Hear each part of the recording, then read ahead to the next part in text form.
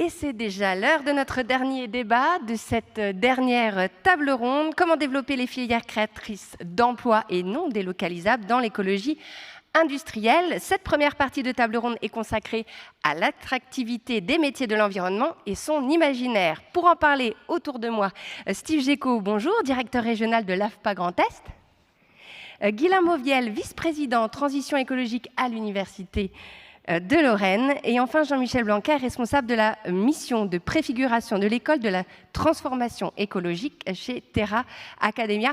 On vous connaît un peu plus comme ancien ministre de l'enseignement, mais l'enseignement qui ne vous quitte plus finalement. Elle ressemble à quoi cette école de la transformation écologique? Je vous invite à prendre les micros, messieurs. Il y en a 2 pour 3. Vous saurez partager, j'imagine. Merci beaucoup et merci pour l'invitation. Cette école, finalement, elle est au cœur, je pense, des débats que vous avez eus et que nous allons avoir, c'est-à-dire le fait que la transition écologique peut s'accélérer s'il y a une transition aussi de la formation au métier de la transition écologique. Donc le propos peut se résumer en cette phrase: comment accélérer la transition écologique en ayant plus de personnes formées au métier dont on va avoir besoin. Et l'idée de l'école, c'est d'avoir à la fois une vision macro et micro bien articulée. La vision large, on l'a au travers d'un conseil scientifique qu'on a déjà constitué. C'est la présidente en est Anne-Lucie Vac, la directrice des instituts d'agronomie. Mais aussi, on a des scientifiques venus des différentes disciplines concernées par l'écologie pour avoir une vision systémique, complète des enjeux de la transformation écologique. Et à partir de là, définir les futurs métiers, les futures compétences. Évidemment, on ne part pas de zéro sur ce sujet, il y a beaucoup de réflexions, chacun a en tête ce que le Shift Project, par exemple, a fait sur le sujet, les travaux de l'ADEME, qui nous disent déjà une vision de la transformation des métiers. Nous savons tous que c'est, selon les estimations, entre 500 000 et 1 million de postes qui peuvent être supprimés d'une part, créés d'autre part, au titre de la transition écologique, probablement plus créés que supprimés, ce qui permet d'ailleurs d'avoir une vision un peu optimiste des choses, une vision qui permet d'ouvrir l'avenir notamment à notre jeunesse.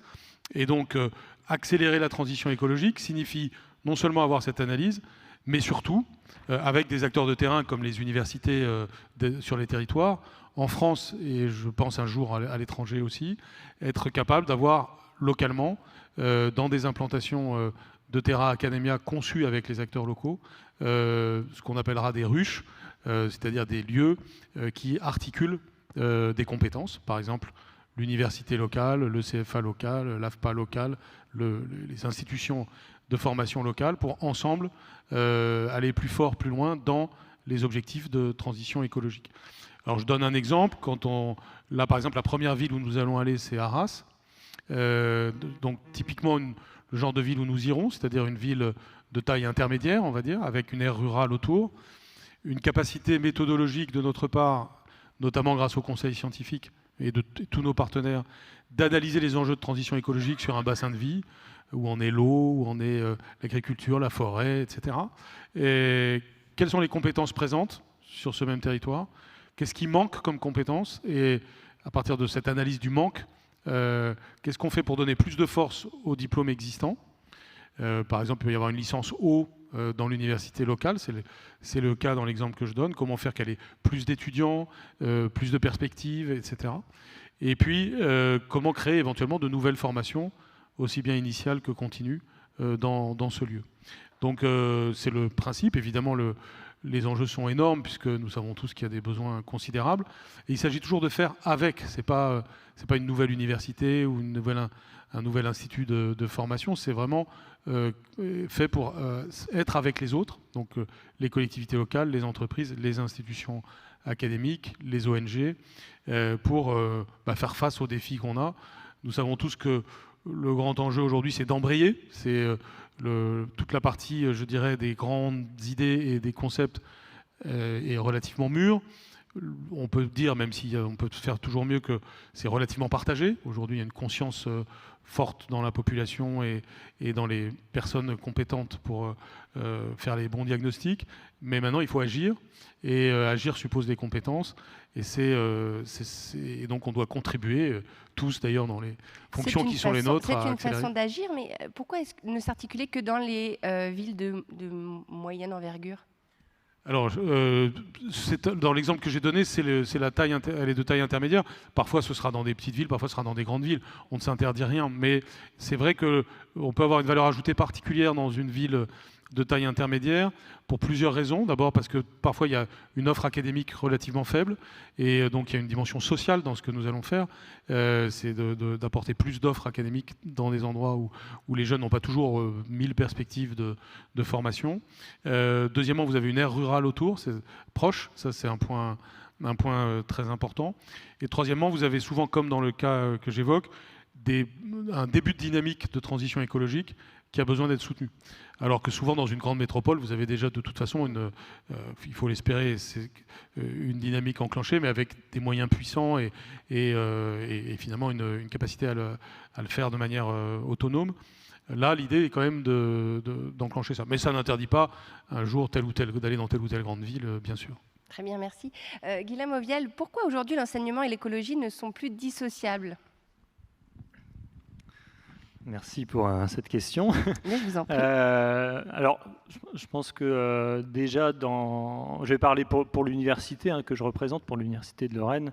Donc, c'était déjà pas dissociable dans certaines formations. C'est-à-dire qu'on a fait d'ailleurs cette liste un peu à la Prévert de toutes les formations qu'on peut associer de manière extrêmement directe à la transition écologique, qui correspondent à des métiers qui sont particuliers au sein de la transition écologique. Et donc évidemment, ça fait très longtemps que sur ces formations, ces métiers, il n'y avait pas de dissociation possible entre l'écologie et la formation. L'enjeu qui est très fort et qui est assez nouveau finalement et sur lequel le ministère de l'Enseignement supérieur travaille d'ailleurs de façon assez intense depuis quelques mois, c'est comment est-ce qu'on peut avoir l'ensemble des étudiants, quelle que soit leur discipline, quelle que soit leur formation, qui intègrent des connaissances et des compétences liées à la transition écologique. Et ça, c'est un enjeu très fort, très complexe. Parce que ce n'est pas du tout évident pour une formation en mathématiques, en langue, en économie, d'intégrer de façon immédiate ces concepts. Donc là, il y a un gros travail de fond à faire. Alors, au sein des universités, j'imagine que c'est pareil dans d'autres types de formations. Étant une université qui accueille beaucoup d'écoles d'ingénieurs, on voit que dans les écoles d'ingénieurs, parfois, il y a un petit cran d'avance là sur comment ils ont réussi à commencer leur transformation. C'est variable selon les écoles, mais globalement, il y a un travail qui a été entamé. Et ce travail-là, il a été fait aussi, par exemple, en santé. On pouvait éventuellement se dire que ce ne seraient pas forcément les premiers à se saisir de ça, mais ils ont commencé à avancer. Il y a un MOOC qui est très bien fait autour des questions de santé et d'environnement. Voilà, il faut arriver à étendre tout ça à l'ensemble des formations, parce que voilà, l'enjeu, c'est que l'économiste, le financier, il ne reste pas avec des concepts anciens sur ces questions-là, qu'il intègre complètement la transition écologique, qui doit effectivement être une transformation radicale de la société. J'imagine que ça a un coût, un investissement, même dans la pédagogie, tout change. Alors, dès qu'on fait une transformation, c'est déjà effectivement coûteux sur le plan financier éventuellement, mais coûteux voilà, en termes sur le plan humain. C'est jamais facile de faire du changement. Donc c'est particulièrement compliqué, je trouve, quand même, dans le contexte de l'enseignement supérieur et de la recherche, parce qu'il y a déjà une tension qui existe chez les enseignants-chercheurs qui, il y a encore 20 ans, 30 ans, avaient juste une mission d'enseignement, une mission de recherche. Et puis, avec le temps, finalement, on a des missions de plus en plus complexes. On doit aller chercher de l'argent dans des appels à projets, pour la recherche, pour la formation, etc. Donc le métier s'est complexifié.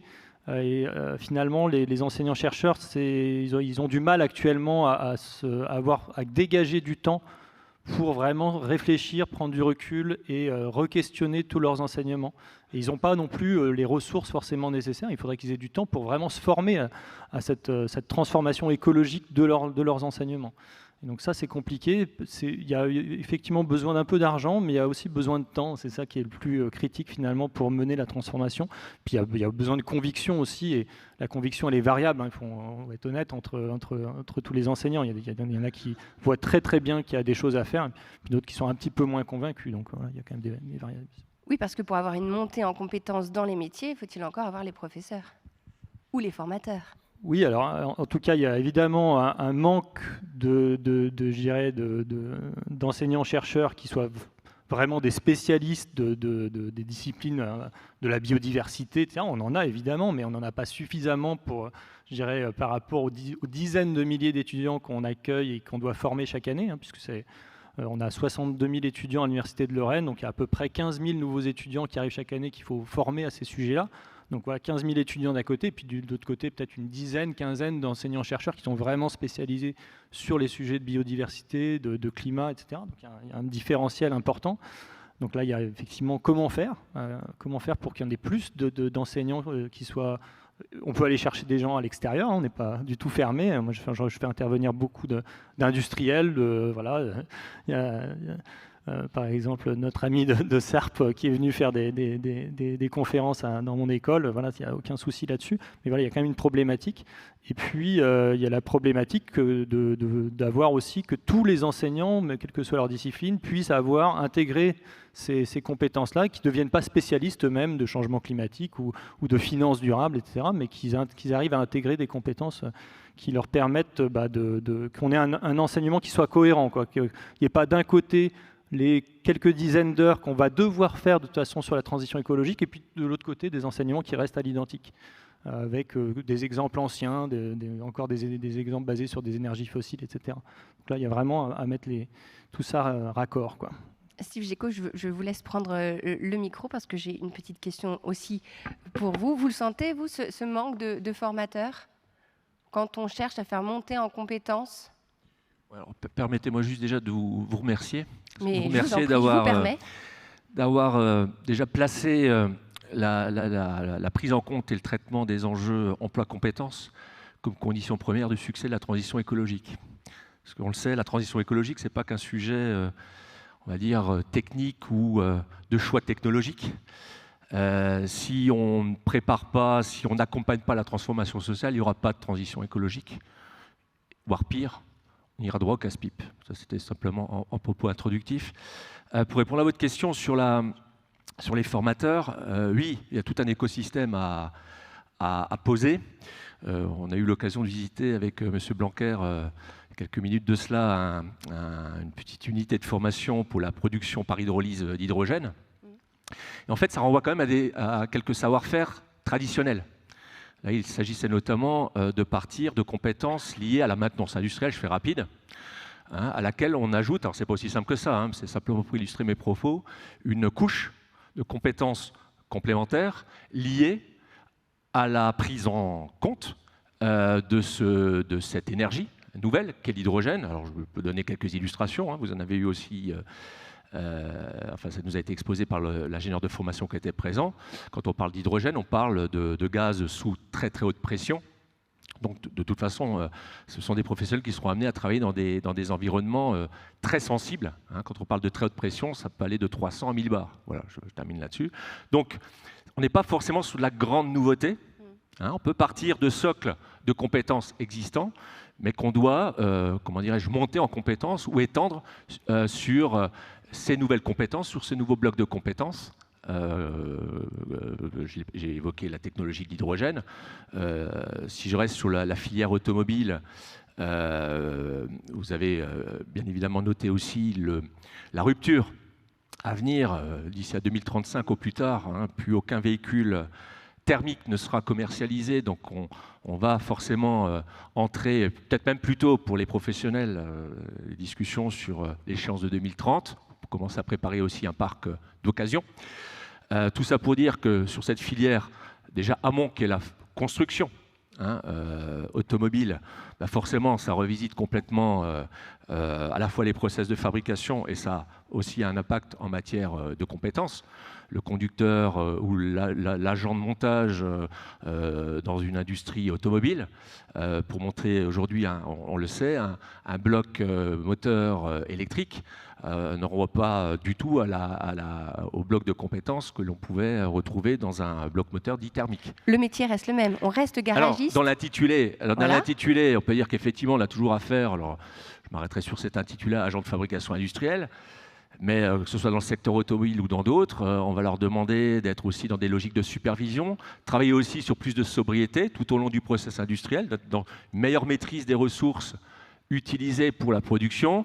On leur demande aussi d'être en mesure d'intervenir sur un premier niveau de maintenance. Enfin, c'est plus du tout l'opérateur de production que l'on a connu il y a quelques années de cela. Ça, c'est sur la filière amont. Sur la filière aval, pour aller dans votre sens, parler du garagiste, la réparation. Vous le savez, sur des véhicules électriques, la notion de réparation n'est plus du tout la même que celle que nous connaissons pour un véhicule mécanique. Il y a des pièces d'usure, bien évidemment, remplacées, mais la compétence, alors même qu'on parle toujours d'un garagiste ou d'un mécanicien auto, c'est plus mécanicien électricien, puisque voilà, il y a de la technologie électrique, je ne parle même pas d'hydrogène, parce que là, ça renvoie aux contraintes que j'ai exposées tout à l'heure. Voilà, il y a une transformation complète, mais on part néanmoins quand même de quelques compétences socles qui existent déjà, quoi. Mais alors, du coup, on part d'une formation à la base de ce métier, mais ça peut être aussi des formations en continu. Ah oui, alors là, on a effectivement les deux volets. Il y a bien évidemment la transformation dès la formation initiale, hein, donc pour les étudiants, les alternants, les apprentis, etc. Et puis vous avez bien évidemment le perfectionnement, la formation continue pour engager dans ces transitions-là le personnel en place. Hein, on ne peut pas les laisser dans une situation, on va dire, d'obsolescence de compétences, puisque voilà. Donc il y a effectivement les deux enjeux, la transformation des contenus, si je puis dire, de la formation initiale sur l'ensemble du spectre, hein, des niveaux Bac-2 à l'enseignement supérieur qui vient d'être rappelé, et la formation continue, donc des salariés, voire des demandeurs d'emploi dans le cadre de projets de reconversion. Alors, oui, allez-y. Pour poser quand même un petit peu les enjeux, juste quelques chiffres. Vous faisiez référence, M. Blanquer, au rapport du Shift Project de fin 2021. La filière automobile fait partie de ces trois filières qui seront les plus impactées. Alors les deux autres filières sont la filière du bâtiment, je suis arrivé tout à l'heure, j'entendais parler aussi un petit peu de cela. Et on va en parler aussi. Et l'agriculture. Donc ça représente à peu près 4 millions d'emplois consolidés. D'après le rapport du Shift Project, ces trois filières seront directement, comme je l'ai dit, les plus impactées par la transition écologique. Il y aura à peu près 800 000, d'après le rapport, 800 000 emplois qui disparaîtront et 1 100 000 à peu près qui seront créés dans ces mêmes filières. Donc il y a un solde net de création d'emplois de 300 000, mais forcément ce n'est plus du tout les mêmes profils, hein, les mêmes contenus ou blocs de compétences en tout cas qui seront exigés, quoi.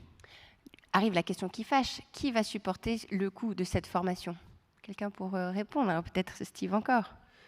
Bon, l'écosystème du financement est déjà bien posé. Hein. On a quand même, je veux le dire très clairement, une sacrée chance en France d'avoir quand même tout un panel, on va dire, de dispositifs de prise en charge de la formation. Je ne vais pas m'arrêter sur la formation initiale, c'est assez clair, sur les modalités d'accès à ces formations par l'entremise de la formation initiale. Je vais m'arrêter plutôt sur la formation professionnelle ou formation continue.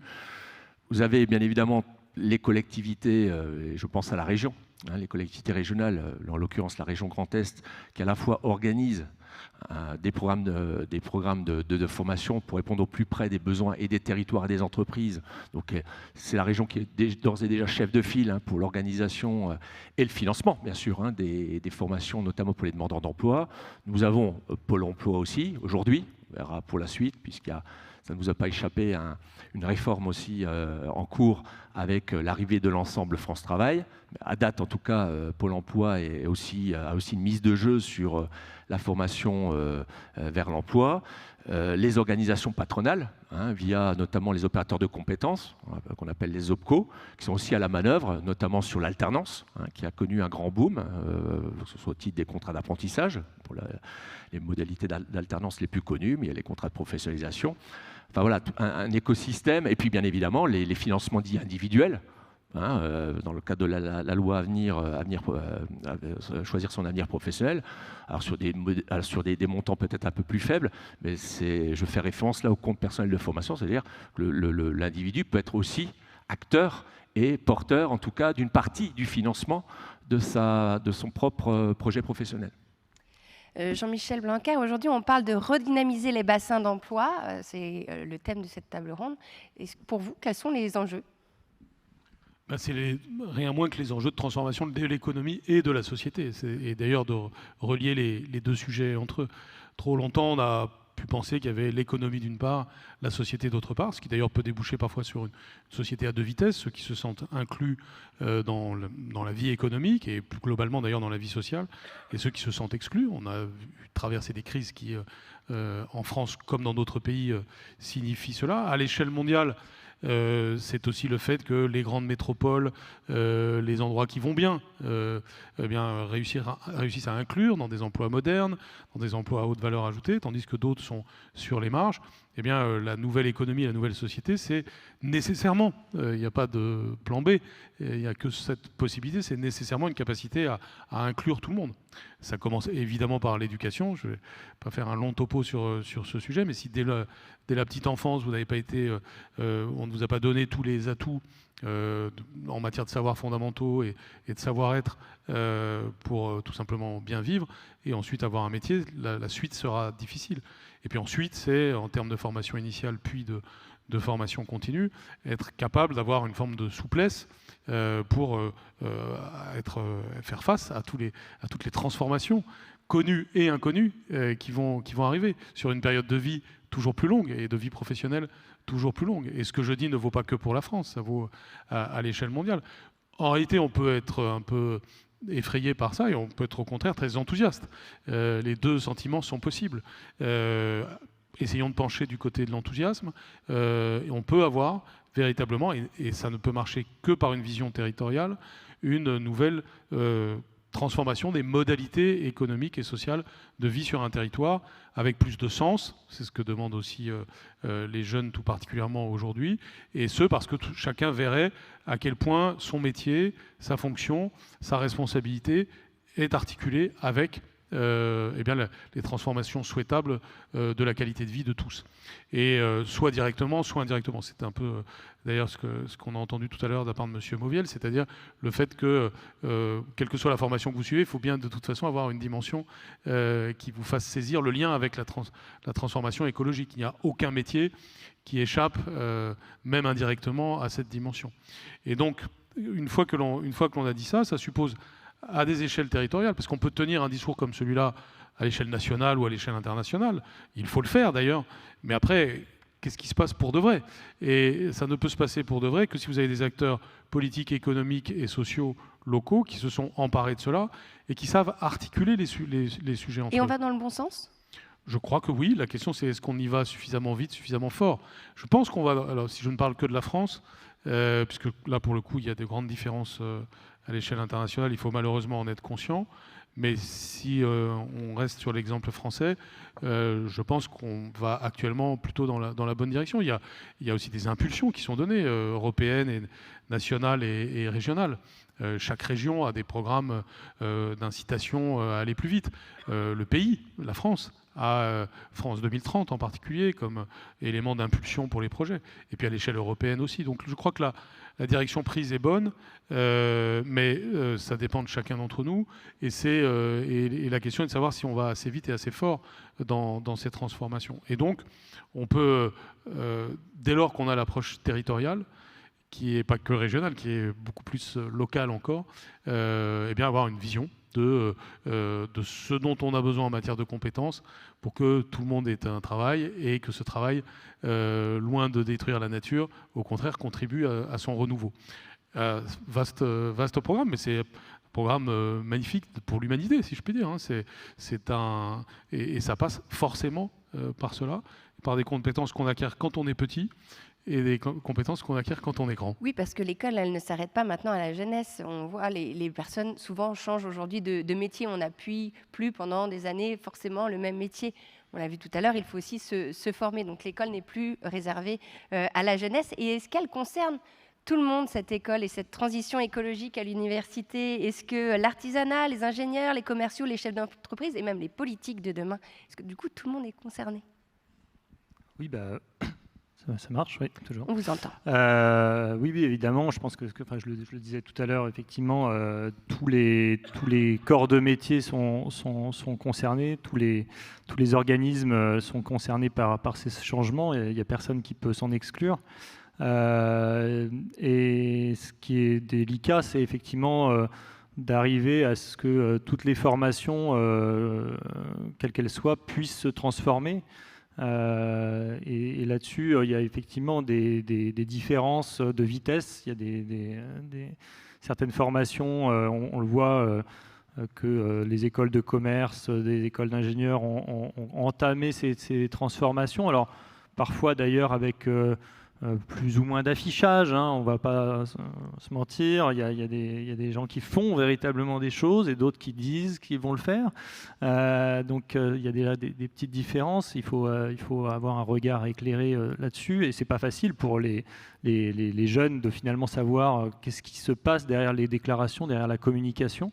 Donc il faut vraiment être précis dans ce qu'on dit et dans ce qu'on fait véritablement, pas trouver trop d'effets d'annonce sur ces sujets-là, mais simplement dire la réalité de ce qu'on arrive à réaliser. Et voilà, à l'université, c'est sûr qu'il y a une difficulté par rapport au nombre d'étudiants qu'on doit former sur ces sujets-là. On sait que le ministère nous engage, et c'est très bien, d'aller vers des formations pour tous, d'aller vers sans doute au moins 30 heures, 40 heures de formation pour vraiment tous les étudiants sur ces sujets-là, pour qu'il y ait vraiment un socle commun pour tous. Et on va le faire évidemment, mais on va le faire avec des moyens qui sont variables selon les établissements et selon leurs moyens. Probablement que dans les écoles d'ingénieurs qui ont en 5 ans, qui ont suffisamment de moyens, ça va être fait en présentiel, avec beaucoup plus que 30 heures, avec voilà, une réflexion approfondie, alors que quand on est sur plusieurs dizaines de milliers d'étudiants dans une fac de sociologie, dans une fac de sciences humaines et sociales, eh bien, c'est beaucoup plus compliqué d'arriver à mettre les bons moyens en face. Et là, actuellement, on est en train de réfléchir à ce qu'on va faire en septembre 2024. On n'a pas d'autre moyen que de faire ces formations-là de manière distancielle et asynchrone. C'est un peu dommage. C'est un peu dommage parce qu'on sait que sur ces sujets-là, il y a un moment donné, quand on commence à présenter les risques du changement climatique, c'est bien d'être en face de l'étudiant pour vraiment recevoir son éventuelle éco-anxiété et puis passer très vite à des aspects de solution. C'est ce qu'on fait dans la fresque du climat, par exemple, pour voilà, pas laisser simplement ce constat qui peut vraiment inquiéter, mais tout de suite embrayer sur des solutions. Et ça, évidemment, quand même, l'aspect présentiel est essentiel sur ces aspects-là. Et ça, on manque quand même un petit peu de moyens pour que vraiment il y ait une égalité entre tous les étudiants là-dessus. Et que ce ne soit pas un peu comme ce qui est le cas actuellement, qu'il y ait quand même des filières qui soient un petit peu plus privilégiées que d'autres pour avoir la bonne formation sur ces sujets-là. Donc là, je pense qu'il y a quand même un effort à faire de la part de l'État, des collectivités, pour que tous les étudiants, moi je parle des étudiants, mais on pourrait parler de l'ensemble des apprenants, aient la même qualité de formation sur ces sujets-là et qu'il n'y ait pas de vitesse sur ces sujets-là. Je pense que c'est vraiment important de le faire. On va parler d'attractivité. Laissez-moi juste vous rappeler que vous devez utiliser l'application Klaxoon pour poser vos questions en fin de table ronde. Steve Géco, une petite question pour vous. Pour beaucoup, dont François Gémen, qui était invité de la première table ronde ce matin, la rénovation thermique des logements est une priorité pour l'action climatique. Or, le bâtiment et ses métiers souffrent d'un manque d'attractivité. Pourtant, il est au cœur de cette transition écologique. C'est un vaste problème. Il n'est pas nouveau, hein, le problème. J'ai dit qu'il était vaste. Malheureusement, le bâtiment, il y a d'autres filières qui sont confrontées structurellement à des difficultés de recrutement. Mais là, effectivement, vous venez de faire référence aux enjeux de la rénovation énergétique, hein, qui est d'ailleurs une des conséquences très favorables, hein, de la transition écologique. C'est-à-dire, là aussi, je ferai référence à nouveau au rapport du Shift Project. À horizon 2050, on parle d'à peu près 300 000 emplois créés pour pouvoir rénover le parc, qu'il soit privé ou public, hein, bailleurs sociaux entre autres, pour arriver dans les standards de la décarbonation qu'on doit pouvoir en attendre. Et je dis effectivement, là, il y a une vraie opportunité parce que mais la condition de succès, le mot-clé a été délivré par M. Blanquer, c'est le sens, hein, pour donner en fait envie, hein, attirer effectivement sur ces métiers qui sont majoritairement, quand je parle de rénovation énergétique, des métiers du second œuvre. On ne parle pas trop du gros œuvre sur les travaux neufs. Il y a un vrai sujet aussi parce que là, il y a comment dirais-je, des vues plutôt contradictoires entre des vues plutôt de baisse de construction neuve à l'avenir, d'autres qui voient des hausses, regardent des évolutions sociologiques, famille monoparentale, etc. Je ne vais pas trop le traiter parce que ce serait un peu compliqué. En revanche, sur la rénovation énergétique, là, je dirais, les faits sont bien posés et les perspectives nous sont bien données. Donc on est effectivement sur des métiers à nouveau traditionnels. Plaquistes, spécialistes de l'isolation, là c'est lorsqu'on traite l'enveloppe, des spécialistes du traitement de l'air, parce qu'il ne s'agit pas que d'isoler des passoires énergétiques, il faut aussi faire circuler l'air, parce que sinon vous passez de la passoire énergétique à de l'étuve, enfin bref. Donc les métiers existent, mais les métiers ils ne sont pas très attractifs. Alors je vais revenir sur l'attractivité, là à nouveau, ce sont des métiers qui doivent évoluer sur un certain nombre de compétences. On parle aujourd'hui d'usage de matériaux biosourcés. Donc, faut-il savoir les utiliser, les poser à bon escient pour leur donner leur plein potentiel en matière de performance énergétique. Enfin, voilà. Il y a des métiers aussi nouveaux qui apparaissent parce que dans l'ensemble des solutions qui peuvent exister, que ce soit le particulier ou le professionnel, ont en tout cas besoin de conseils. Donc il y a aussi l'émergence de ces métiers de conseils sur des choix effectivement techniques. Et comme je l'ai dit, ensuite des métiers plus traditionnels. De mon point de vue, déjà, une des conditions de succès pour créer l'attractivité, j'ai dit, voilà, il faut redonner du sens et peut-être véhiculer, avant de parler des compétences, de l'utilité. C'est-à-dire cette contribution que peut avoir un professionnel sur un chantier. C'est pas une vision idéaliste, mais de concourir justement à la réponse aux enjeux environnementaux. Je n'ai pas trouvé encore les éléments de langage, mais vous avez compris un petit peu. Parler d'un petit peu de l'utilité, ça rééclaire forcément aussi le métier. Et je pense qu'une des conditions de succès réside aussi dans déjà l'accompagnement à la prise en compte des enjeux énergie-climat des dirigeants et des cadres de ces mêmes entreprises. Parce que si effectivement, une des conditions de succès, c'est redonner du sens. Encore faut-il qu'il y ait une véritable compréhension de celles et ceux qui doivent engager aussi ces transformations-là dans leurs entreprises. Embarquer, c'est le terme, déjà ses propres collaborateurs sur ces évolutions-là et donner envie, puisque généralement, ils se chargent aussi dans le monde des PME, TPE, des recrutements. Encore faut-il effectivement qu'au-delà de la conviction, c'est qu'il y ait là aussi une parfaite compréhension. Donc je pense qu'il y a un travail là d'accompagnement de ces dirigeants, de ces cadres, comme condition de succès, en tout cas pour créer cette attractivité. Après, on a aussi nous, quand je dis nous, AFPA et d'autres acteurs, sur la formation initiale, il y a tout un sujet déjà sur l'orientation, l'aide au choix, le conseil. Ça vaut aussi d'ailleurs ce que je dis pour des salariés en reconversion, des demandeurs d'emploi. Il faut aussi qu'on embarque ces professionnels-là du conseil et de l'orientation, qu'elle soit initiale ou professionnelle, sur les avantages, l'intérêt, les enjeux liés à ces métiers.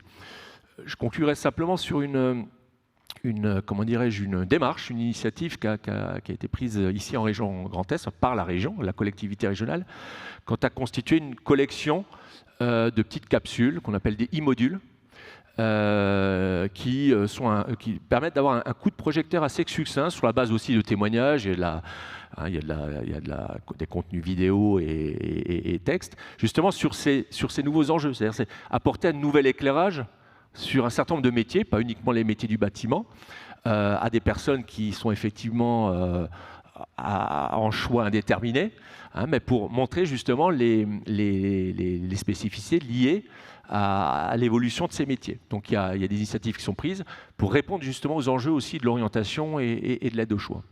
Merci beaucoup. Le mot de la fin de cette première partie vous revient, Jean-Michel Blanquer. Pour vous, vous êtes peut-être d'accord avec Steve Gecko. Comment pallier ce manque d'attractivité ou comment la favoriser, du moins ? Alors d'abord, je souscris à tout ce qui vient d'être dit, donc ça fait. C'est parfait. C'est pas la peine de revenir là-dessus. Bien sûr, la question du sens est fondamentale, chacun le voit bien. Il y a les questions de contenu à partir de là, qui justement font sens, qui souvent doivent être un petit peu modernisées, puis aussi plus claires vis-à-vis de ceux qui vont suivre une formation. Très souvent, les choses dont nous parlons sont assez techniques, et au fond, tant qu'on ne l'a pas fait, on ne comprend pas ce qu'on va faire. Donc la question du sens, elle est déjà dans l'intelligibilité de ce que l'on va faire. Ce n'est pas seulement comprendre à quoi ça sert et pourquoi on le fait, ce qui est le cœur du sens, mais aussi qu'est-ce que c'est. Et donc, qu'est-ce que c'est, ça suppose une sorte de pédagogie en amont. Alors, c'est les sujets d'orientation qui commencent dès l'enseignement secondaire, d'où l'importance, par exemple, du travail des régions et des universités et des organismes de formation d'aller dans les collèges et les lycées pour expliquer les choses. Vous voyez, tout à l'heure, je voyais des étudiants de cette excellente école d'ingénieurs de Nancy-Metz qui s'appelle le SCM, si je n'écorche pas le nom, qui est dédié au bâtiment, justement. Donc là, on retrouve des thèmes. Alors, ce que je voyais aussi sur ce sujet, comme sur d'autres écoles d'ingénieurs, c'est à quel point ce qu'ils font est magnifique et à quel point on en aurait besoin de 10 comme ça, enfin de multiplier par 10 le nombre d'élèves qui suivent cela. Et je pense qu'il faut avoir ce genre d'ambition, et j'espère qu'on y contribuera avec le projet Terra Academia. Et donc quand vous voyez ce genre d'étudiants qui vont avoir un avenir magnifique avec la formation qu'ils ont, un avenir extrêmement utile pour le pays, quand on les interroge sur comment ils sont arrivés là, c'est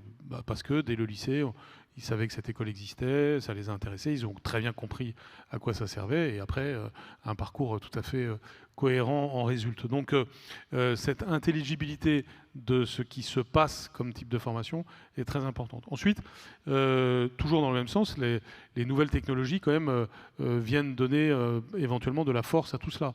Non seulement, évidemment, le numérique en général, mais par exemple, si on prend la technologie 3D, elle apporte des façons nouvelles de travailler, elle apporte aussi de nouvelles attractivités.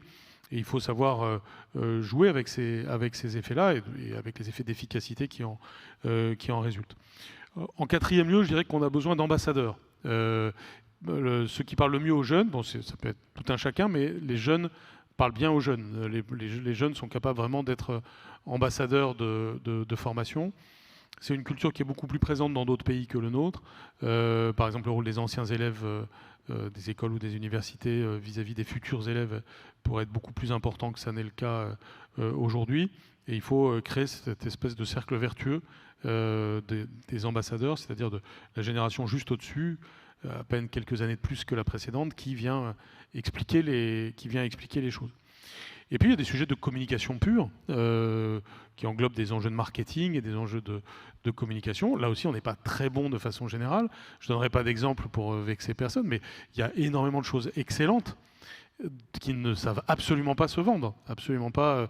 J'ai en tête plein de choses où vous avez une formation excellente, formant à des métiers dont on a besoin, où les étudiants seront heureux, sauf que la manière dont elle se présente, l'intitulé du diplôme ne fait absolument pas envie et ne crée pas de fierté, par exemple. C'est des sujets qui semblent tout simples, mais qui... C'est dommage que vous ne citiez pas d'exemple.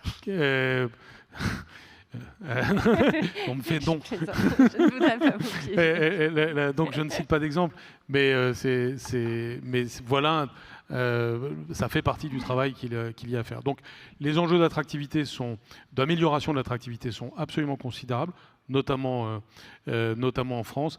Et puis pour faire saisir le côté concret des choses aux futurs apprenants, que ce soit des étudiants en formation initiale ou des adultes en formation continue. Vous avez promis le mot de la fin, mais je crois que Guylain a quelque chose à rajouter. J'avais juste un exemple. Moi, mon école d'ingénieur, c'est l'École nationale supérieure des industries chimiques. Ça fait pas rêver. Ça fait pas rêver les jeunes. C'est vrai que, mais changer le nom, oui, tu me diras. Mais voilà, de fait, ça fait rêver les industriels, toujours, et les anciens élèves. Mais les nouveaux élèves, c'est un peu, c'est un peu moins facile. Donc mais c'est très compliqué de changer un nom d'école. Hein.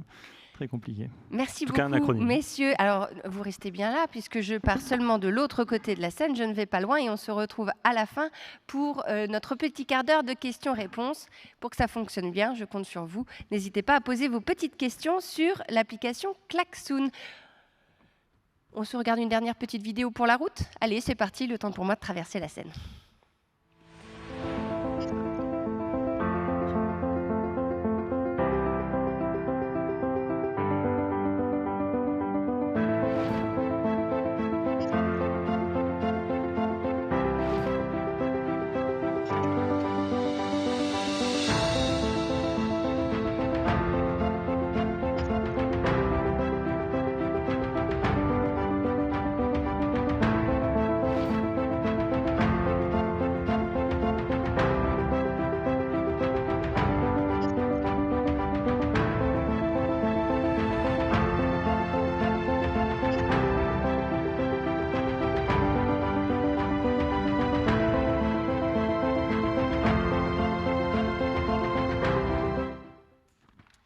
Et nous nous retrouvons déjà pour les derniers débats du jour. Comme quoi ça passe vite, une journée riche en apprentissage et en réflexion. Et nous allons maintenant nous consacrer à l'écologie industrielle et ses stimulations. Et pour en parler autour de moi, 3 hommes. Et oui, on nous a reproché aujourd'hui, il y a beaucoup d'hommes sur cette scène.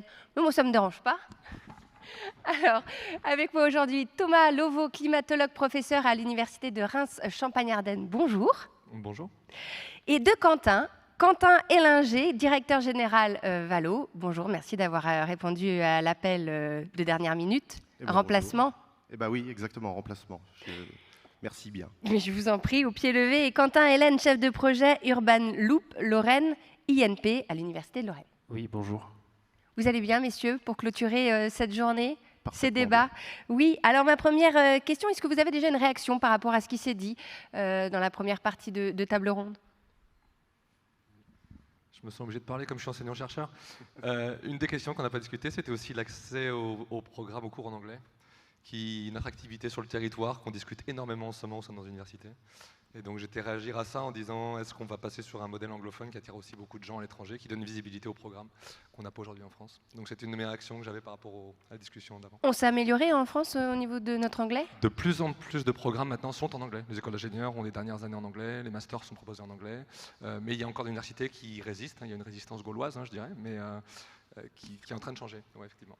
Très bien, merci. Et Quentin, je me tourne vers vous. Ah oui, pardon, vous êtes deux Quentin, excusez-moi. Quentin, je me tourne vers vous. Ce qui a été dit dans la première partie sur la création des compétences et peut-être même son anticipation. Oui, effectivement, je pourrais rebondir sur la conclusion. Tout à l'heure, on parlait d'attractivité. L'attractivité, finalement, elle passe aussi par un dialogue fort entre les pôles de création de compétences, les centres de formation, les universités et autres. Bon, je vais parler surtout pour l'université aujourd'hui parce que j'y suis issu et j'y travaille encore. Donc finalement, c'est ce que je connais le mieux. Je suis désolé pour les autres centres de formation, mais il faut vraiment un dialogue entre le besoin industriel clairement identifié, au regard bien sûr de la transformation écologique, et la capacité des centres de formation à adapter leur formation pour répondre à ces besoins. Mais à l'inverse, il faut aussi une écoute privilégiée donc, des industriels pour pousser les innovations qui viennent des centres de formation et notamment des universités. C'est le cas aussi, par exemple, du projet Urban Loop qu'on pourra détailler un peu. C'est encore trop difficile, compliqué à manœuvrer? Pas forcément difficile, mais on va dire qu'il n'y a pas les mêmes besoins de chaque côté. Et donc forcément, le centre de formation n'est pas là pour faire de l'argent, contrairement à l'industriel. Les caractéristiques économiques sont forcément un frein à tout ce qui est transformation écologique. On en parlait ce midi justement lors d'un temps d'échange. Et effectivement, avec ce regard, on a du mal en fait à créer une cohérence entre les étudiants qui sortent d'université et les industriels qui ont des besoins particuliers, notamment en termes de rentabilité. Alors, je vous ai présenté Urban Loop. Peut-être beaucoup ne connaissent pas, ou peut-être beaucoup connaissent, je ne sais pas. Est-ce que vous pouvez nous présenter ce projet? Oui, bien sûr. Alors, le projet Urban Loop, tout est parti d'un constat, en fait, il y a quelques années. C'était la COP21, et j'ai pu mettre à jour mes chiffres grâce à Thomas qui est ici. C'était moins 1,5 degré de montée en température d'ici 2050. Alors aujourd'hui, on m'a confirmé qu'on était plus à 3 degrés, ce qui est assez énorme, et l'augmentation de température est fortement liée à l'augmentation d'émissions de gaz à effet de serre. Et un des principaux secteurs d'émissions de gaz à effet de serre sont les transports, environ 31%. Et aujourd'hui, on a proposé donc, au sein du Collégium Lorraine INP, qui encadre en fait les 11 écoles d'ingénieurs de l'Université de Lorraine, de réfléchir à proposer un moyen de mobilité qui peut proposer une solution viable à la réponse de comment réduire les émissions de gaz à effet de serre dans les transports. Donc derrière les transports, c'est les voitures, c'est aussi les bus, les trams, les trains.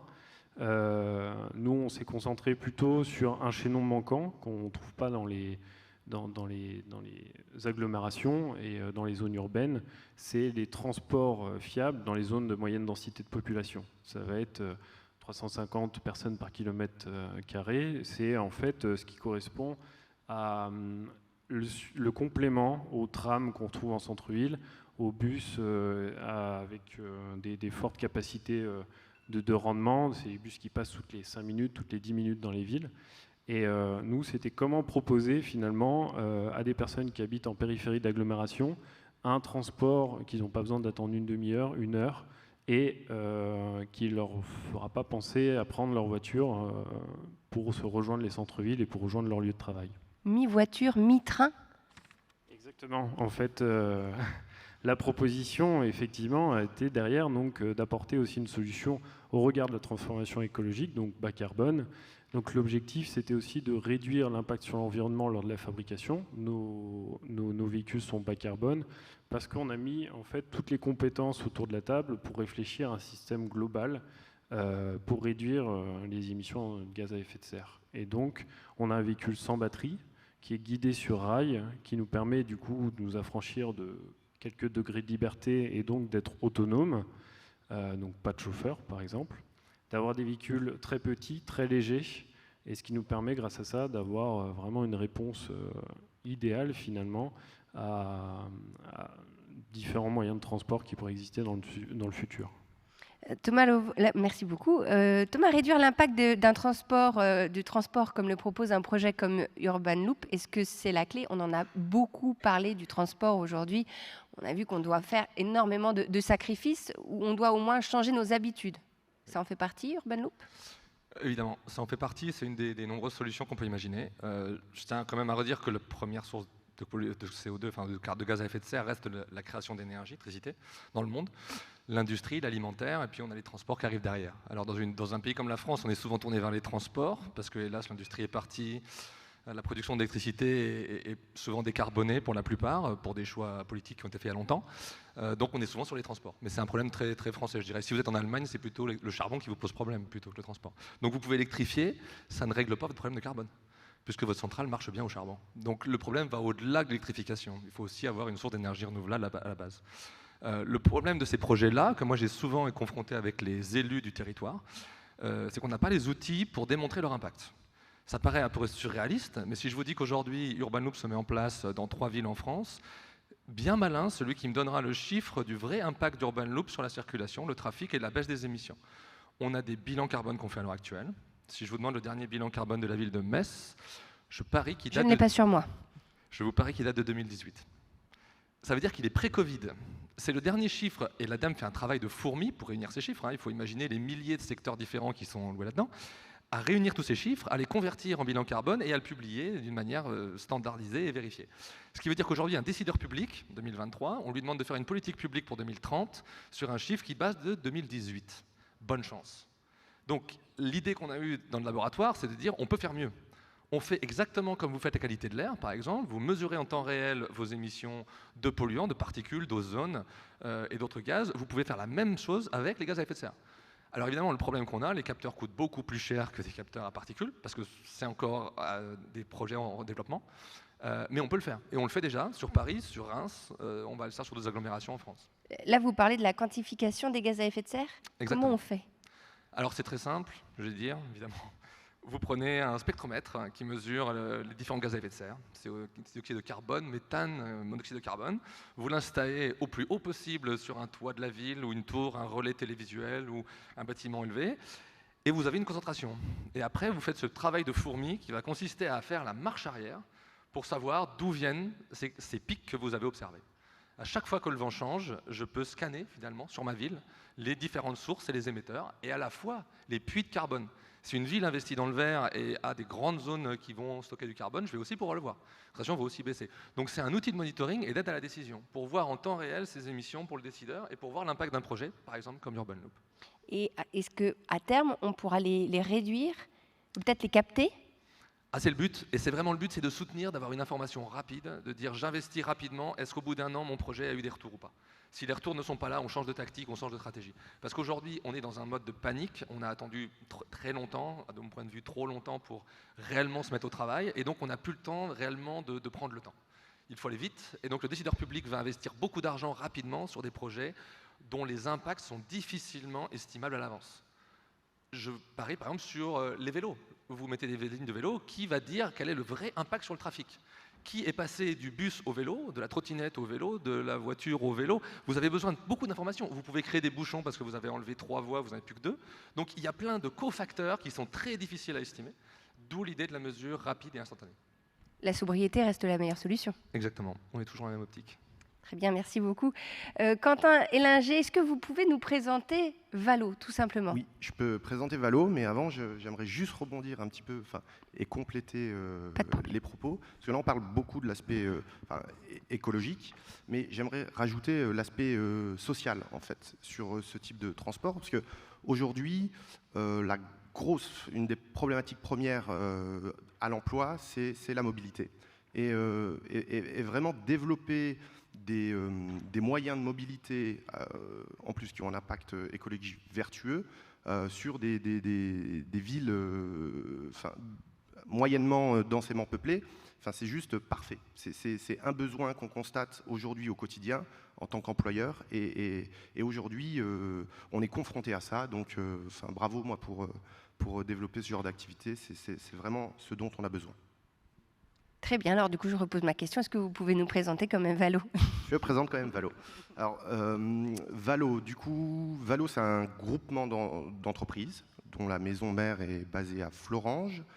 On rayonne à l'échelle régionale au travers de différentes activités comme l'économie circulaire, la propreté, l'intérim, la formation. La particularité du groupe, c'est qu'on est conventionné entreprise d'insertion. C'est-à-dire qu'on a un agrément d'État qui nous permet d'embaucher des personnes éloignées de l'emploi au travers d'un contrat à durée déterminée d'insertion qui dure au maximum 24 mois. Et pendant ces 24 mois, on a pour objectif de créer des parcours de formation, du développement de compétences qui permettra l'employabilité de ces personnes à l'issue de ces 24 mois. Que dire d'autre? Valo, en 2 mots, c'est 400 emplois à peu près, dont 300 parcours d'insertion.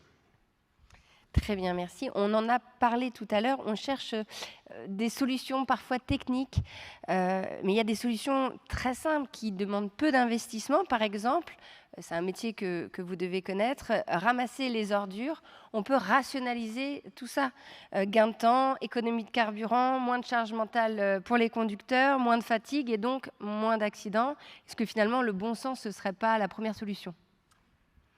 Oui, le bon sens, c'est la première solution, mais pas si évident que ça. Finalement, pas si évident que ça. Pas si évident à mettre en place. Pas si évident à mettre en place, premièrement, puis pas si évident à y penser. C'est pas forcément la première chose vers quoi on tend.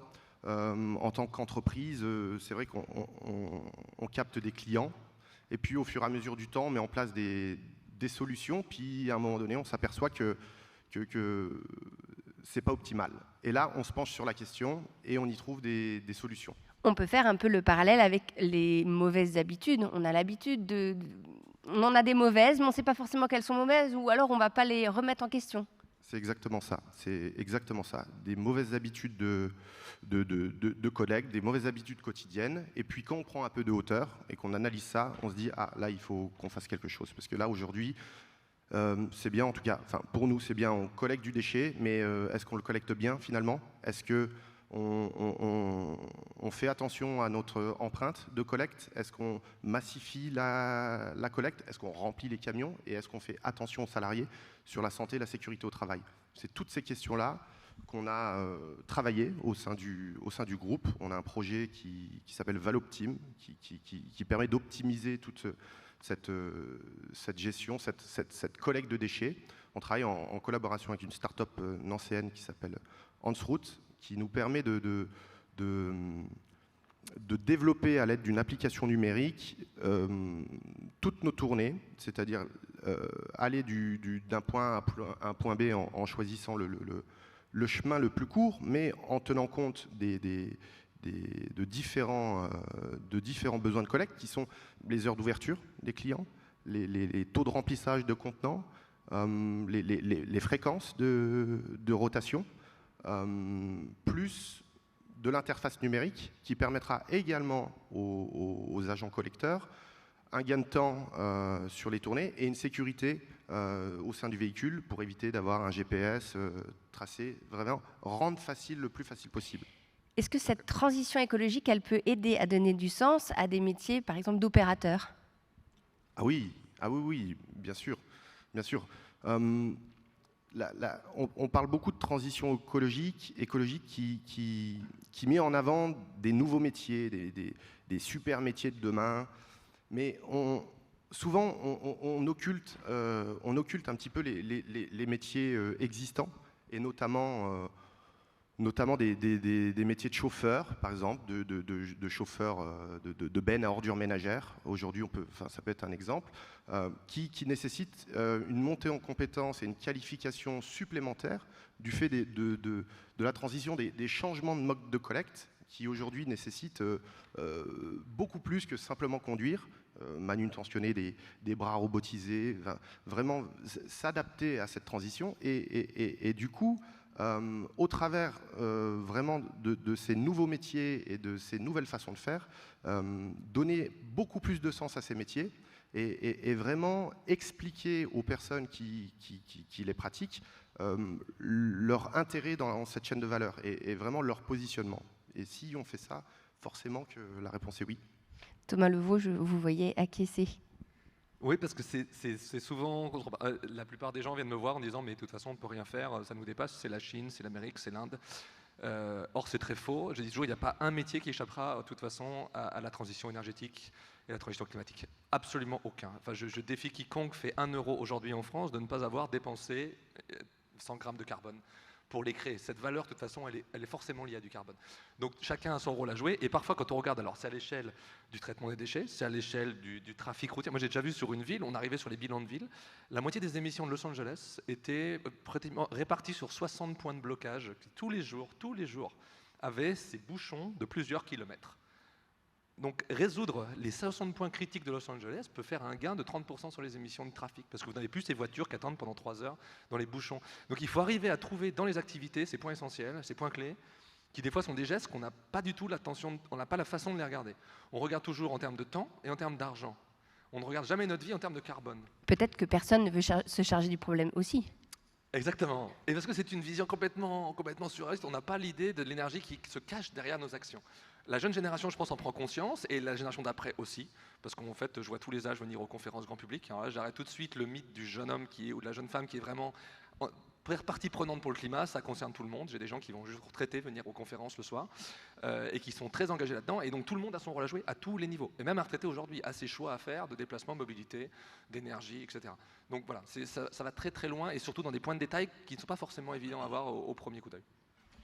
Quentin, Hélène, vous faites partie de cette jeune génération. Vous étiez déjà concerné par l'écologie ? Oui, bien sûr. Et c'est effectivement un bon parallèle à faire. Alors, à la fois au niveau de la société Urban Loop, mais au niveau de l'Université de Lorraine, c'est qu'un projet comme celui Urban Loop, l'idée, ça a été de fédérer en fait tous les étudiants autour d'un même projet avec une constante qui reste globale, c'est la transformation écologique. Donc, les étudiants, quelle que soit leur formation, quel que soit leur secteur de compétences, ont baigné là-dedans finalement et ont mis en place des solutions, ont travaillé, ont réfléchi à leur montée en compétences personnelles autour de cet enjeu de transformation écologique.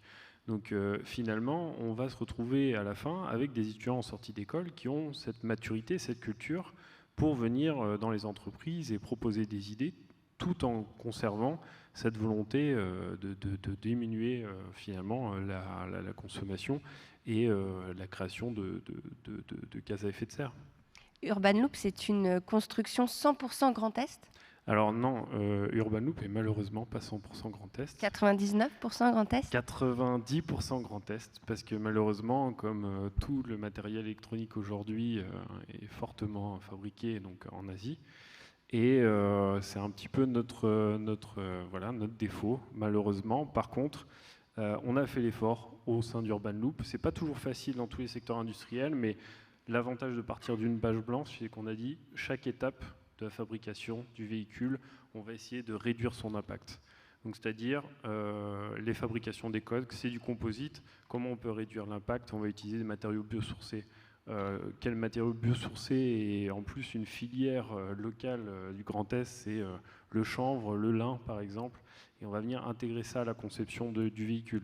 Derrière, on connaît des entreprises locales qui sont capables de faire de la mécanique, qui sont capables de faire du soudage certifié ferroviaire. On est capable de faire venir comme ça plusieurs acteurs, les faire à la fois aussi monter en compétences, parce qu'il y a certains acteurs, on les voit, on leur dit on voudrait faire ça, on n'a jamais fait.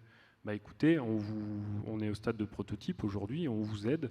On travaille sur la tarification pour qu'ils montent en compétences, pour qu'ils puissent faire plusieurs pièces, plusieurs essais. Et à la fin, ça devient un acteur clé d'Urban Loop en local, ici, proche de Nancy ou un petit peu plus loin, mais 90% des pièces aujourd'hui sont fabriquées dans le Grand Est. Et c'est un des gros avantages qu'on a, ce qui nous permet aussi d'améliorer la qualité de nos produits en sortie de chaîne de production et d'avoir un fournisseur avec un contact facile et aussi de créer comme ça finalement un nouveau bassin d'emploi, un écosystème dans lequel derrière nos fournisseurs vont venir piocher dans les différentes écoles d'ingénieurs de l'Université de Lorraine pour alimenter finalement leurs besoins en technicité avec cette vision et cette culture justement liée à la transformation écologique. On a envie de faire de l'ultra local ou du moins du non délocalisable. Pourquoi c'est si difficile à mettre en place? Thomas, pour vous, je vois, vous avez envie de répondre à cette question. Allez, je me lance. Tout d'abord parce qu'il faut se l'avouer, on sort d'une grande période de désindustrialisation qui est longue, on a perdu beaucoup de compétences. Aujourd'hui encore, je vais vous le dire, dans des milieux, c'est très difficile, les spectromètres dont je vous ai parlé, c'est une compétence qu'on avait en France, on était un des leaders, grâce à l'aérospatiale pour la plupart. Aujourd'hui, je ne sais pas si vous avez remarqué, on n'est plus numéro 4, on est numéro 5 dans le monde, l'Italie est passée devant, je suis des fois incapable de trouver une entreprise qui peut nous concevoir l'instrument qui va derrière. Donc il nous faut aussi un soutien de grande échelle, alors qui vient soit du niveau national, parce que souvent ça coûte très cher, mais derrière une mission satellitaire qui pour moi va coûter, oui pour un État va coûter, je sais pas, un demi-milliard, hein, c'est ça, c'est le prix d'une mission satellitaire, va engendrer derrière une technologie qu'on va pouvoir revendre dans différentes formes d'instruments de mesure. Donc on a perdu cette compétence-là. Et quand vous dites c'est fabriqué en Chine, moi je vais vous dire c'est encore pire que ça, c'est conçu et développé en Chine. Et je pense que là, on est passé à une autre échelle, et je ne sais pas si les gens en sont vraiment conscients, mais aujourd'hui, les Chinois font leur propre technologie dans les universités de grande envergure. Je vais peut-être déranger, mais est-ce que alors, cette conquête spatiale, elle est vraiment écolo? La conquête spatiale, et c'est là où elle est toujours paradoxale, c'est qu'elle amène de grandes avancées technologiques, parce que ce sont des budgets colossaux et on peut se permettre de faire des expériences qu'on ne ferait jamais d'habitude. Et donc c'était toujours une force dans, je dirais, de l'industrie et la recherche française d'avoir derrière cette technologie disponible que nous on pouvait recycler et retrouver des utilités comme un spectromètre. Donc aujourd'hui, on achète américain, on achète chinois. L'université de Reims, on vient de se lancer en disant on va le faire nous. Donc on a acheté ces imprimantes 3D et j'ai un laboratoire qui est assez extraordinaire, Aerolab, qui font les instruments du début à la fin. Sauf les cellules optiques, n'existent plus en France, donc on va les chercher ailleurs. Donc on a encore des composantes sur lesquelles on dépend de l'étranger. Mais on va essayer de ramener un maximum de compétences. Alors les composants biosourcés, si on fabrique nos propres composants pour les avoir en local, éviter d'importer. Mais il faut aussi la technologie et ça demande des gros investissements sur le long terme. Donc c'est difficile pour moi de ne pas avoir un gros investissement là-dedans et de dire qu'on va ramener une écologie industrielle en France. On va avoir beaucoup de mal à concurrencer des pays qui, eux, investissent énormément d'argent. On peut encore perdre des filières pour l'étranger? Ah, bien sûr. À cause de la formation? La formation et l'investissement, en réalité, c'est toujours la même idée. Est-ce qu'on arrive à générer assez d'investissements pour se lancer dans des programmes sur 10 ans ou 15 ans? C'est très difficile dans l'économie actuelle. Et donc, il faut des groupes assez forts et puissants pour qu'ils aient cette liberté d'agir. Avec des universités fortes, parce que ces développements-là sont longs et souvent, la plupart des coûts sur le fondamental sont absorbés plutôt par les universitaires que par les entreprises. On ne voit pas forcément de débouchés immédiats ou de... Mais il y en a énormément. Si aujourd'hui je vous parle d'entreprises comme ça, je travaille avec une filiale de Suez, une start-up, Origins.Earth, je vais la citer parce qu'elle fait partie du groupe Veolia, et d'autres qui font des drones, qui font beaucoup de technologies, mais ça nous demande, nous, d'aller chercher des investissements publics-privés, d'aller creuser, la région nous a soutenus énormément, donc il faut aller à des guichets ou l'Union européenne. Des guichets pour favoriser ces développements et que nos technologies qu'on développe en laboratoire soient transférées à l'industrie et puissent devenir réalité commerciale. Et cette chaîne-là, il faut vraiment la mettre en avant parce qu'on est en train de la perdre doucement et elle peut poser problème dans 10 à 15 ans. Il faudra aller chercher en Chine ce qu'on n'a plus chez nous. Et donc concrètement, comment on fait pour conserver ou créer ce lien industriel, collectivité, université, dans le bon sens, assez rapidement? Non, alors ça c'est une très bonne question parce qu'aujourd'hui le modèle est mis en place. Il y a énormément de laboratoires communs, ce qu'on appelle en France. L'année dernière, je crois que le CNRS en a créé 150. Pour vous dire, donc c'est une dynamique qui est en plein essor à l'heure actuelle. Un groupe industriel ou plusieurs industriels peuvent se mettre et financer, cofinancer avec une université ou une école d'ingénieurs ou un centre de recherche. Un lieu qui va être privé-public. Et donc vous créez à la fois l'expertise universitaire fondamentale et le passage à la commercialisation ou la production, qui est une grosse étape. Il ne faut jamais sous-estimer le passage à la production. Donc ces laboratoires communs qui deviennent de plus en plus fréquents, c'est un changement complet de paradigme dans l'université. On passe d'un mode où on était entièrement financé, ou à 90% dans ma branche, en écologie, je parle. Si vous parlez aux gens qui font des nanomatériaux depuis longtemps, ou l'informatique, ça fait depuis longtemps qu'ils ont des industriels, l'écologie, on était toujours vu, alors je vais faire une blague, mais on était vu comme le zadiste. Finalement, c'était l'écologue qui veut sauver la planète et qui est contre tout industriel. Aujourd'hui, on a changé complètement de dynamique. Il faut qu'on amène des réponses rapides et efficaces à un problème et le mettre à l'échelle, parce que c'est une échelle globale. Donc il faut produire beaucoup rapidement. Et donc ça nous pose, nous, un nouveau challenge, c'est de créer cette écologie industrielle, trouver des partenaires qui vont, eux, financer ces développements qui sont vraiment dans le sens du changement climatique et de l'environnement. On est là vraiment là pour améliorer les choses. Et donc ça demande à nous de nous adapter et de découvrir comment travailler avec. Donc on le fait, c'est une nouvelle branche qui se crée et j'espère qu'elle va grossir dans les années qui viennent. Mais vous dites produire beaucoup et rapidement. Un écologiste, il n'aime pas trop ça, qu'on lui dise ça. Exactement. Alors ça peut être produire, vous avez raison, ça peut être produire du savoir, produire de la technologie, produire des instruments pour suivre la transition, produire des nouvelles technologies pour réduire nos émissions. C'est vraiment dans une sens de production raisonnée et décarbonée. Vous avez tout à fait raison, j'aurais dû rajouter ça. Mais non, mais je suis là aussi pour ça. Quentin Ellinger, on parle de cette non-délocalisation. J'imagine que vous êtes vraiment concerné. Oui, pleinement. Et effectivement, pour compléter ce que Thomas disait, en tant qu'entreprise, on est tous les jours confronté à l'aspect écologique ou l'enjeu économique. Et savoir arbitrer en fait entre les deux, il faut vraiment être convaincu en fait de l'impact écologique qu'on doit avoir à travers nos métiers. Et c'est parfois schizophrénique en fait de se dire que on doit privilégier des schémas écologiques qui pourront être amenés à réduire parfois les profits qu'on pourrait faire et qui nous permettraient d'investir ou de développer d'autres activités ou tout à fait ou l'emploi. C'est pour ça qu'effectivement il y a des modèles comme sur des nouveaux projets d'association avec des universités qui permettent d'aller chercher des enveloppes de subventions qui amortissent un petit peu ces coûts-là. C'est primordial en fait, c'est complètement primordial. Merci messieurs pour les réponses à mes questions. On va passer aux questions du public, si vous le voulez bien, tous ensemble. Donc je ne vais pas loin, je vais juste au milieu. Et oui, voilà, je vous demande de les applaudir pour toutes ces réponses complètes, chiffrées. Merci. Alors, je me mets au milieu. Je pourrais sortir mes lunettes, mais j'en ai pas besoin, avec les questions derrière moi. Est-ce que peut-être sur la première partie de table ronde, vous voulez réagir à ce qui s'est dit dans la deuxième partie? Puis je vous sélectionnerai juste après une question. On passe tout de suite aux questions? Très bien. Alors, j'ai plein de couleurs. Comment les emplois de l'écologie industrielle pourraient-ils être plus féminisés? On en parlait tout à l'heure. Actuellement, ce secteur est encore très masculin.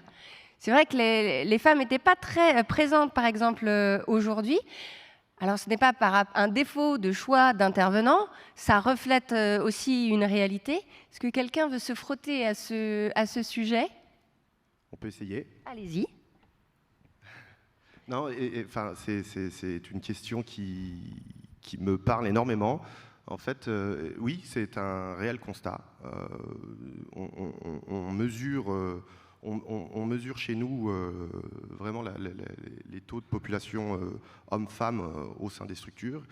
Il est vrai que les métiers de la propreté sont des métiers plutôt féminins et les métiers du déchet sont plutôt des métiers masculins. Et il faut qu'on torde le cou à ces idées reçues que ces métiers sont destinés aux hommes.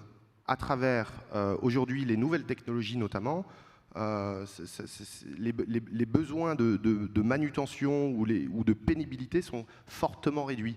Et il faut vraiment travailler sur Enfin, sur rendre sexy, en fait, rendre sexy ce métier, réussir à briser ces idées reçues qui font que le métier du déchet, c'est un métier, un environnement d'homme, un environnement sale, un environnement pénible, ce qui n'est pas forcément vrai aujourd'hui. Quand vous prenez des entreprises qui sont à la pointe de la technologie, enfin, n'importe quelle femme est capable de conduire un camion avec une grue, n'importe quel homme, tout être humain est capable de le faire. Donc aujourd'hui, au travers des parcours de formation, des explications, au travers des tables rondes, on tord le cou à ces idées reçues, on met en avant les parcours des femmes qui sont au sein de nos entreprises et qui pratiquent ces métiers pour donner le plus de visibilité possible à tout un chacun et qui fait que peut-être au travers de ces publications, il y aura une personne qui se dira « Ah, et si moi je tentais le coup ?» Très bien, merci beaucoup. J'ai une question pour vous, Jean-Michel Blanquer. Quel lien ou quelle complémentarité entre Terra Academia et les campus des métiers et des qualifications? Je vous laisse prendre un micro pour qu'on vous entende bien. C'est une très bonne question, évidemment. D'abord, il faut dire ce qu'est un campus des métiers et des qualifications, parce que ce n'est pas toujours connu de tout le monde.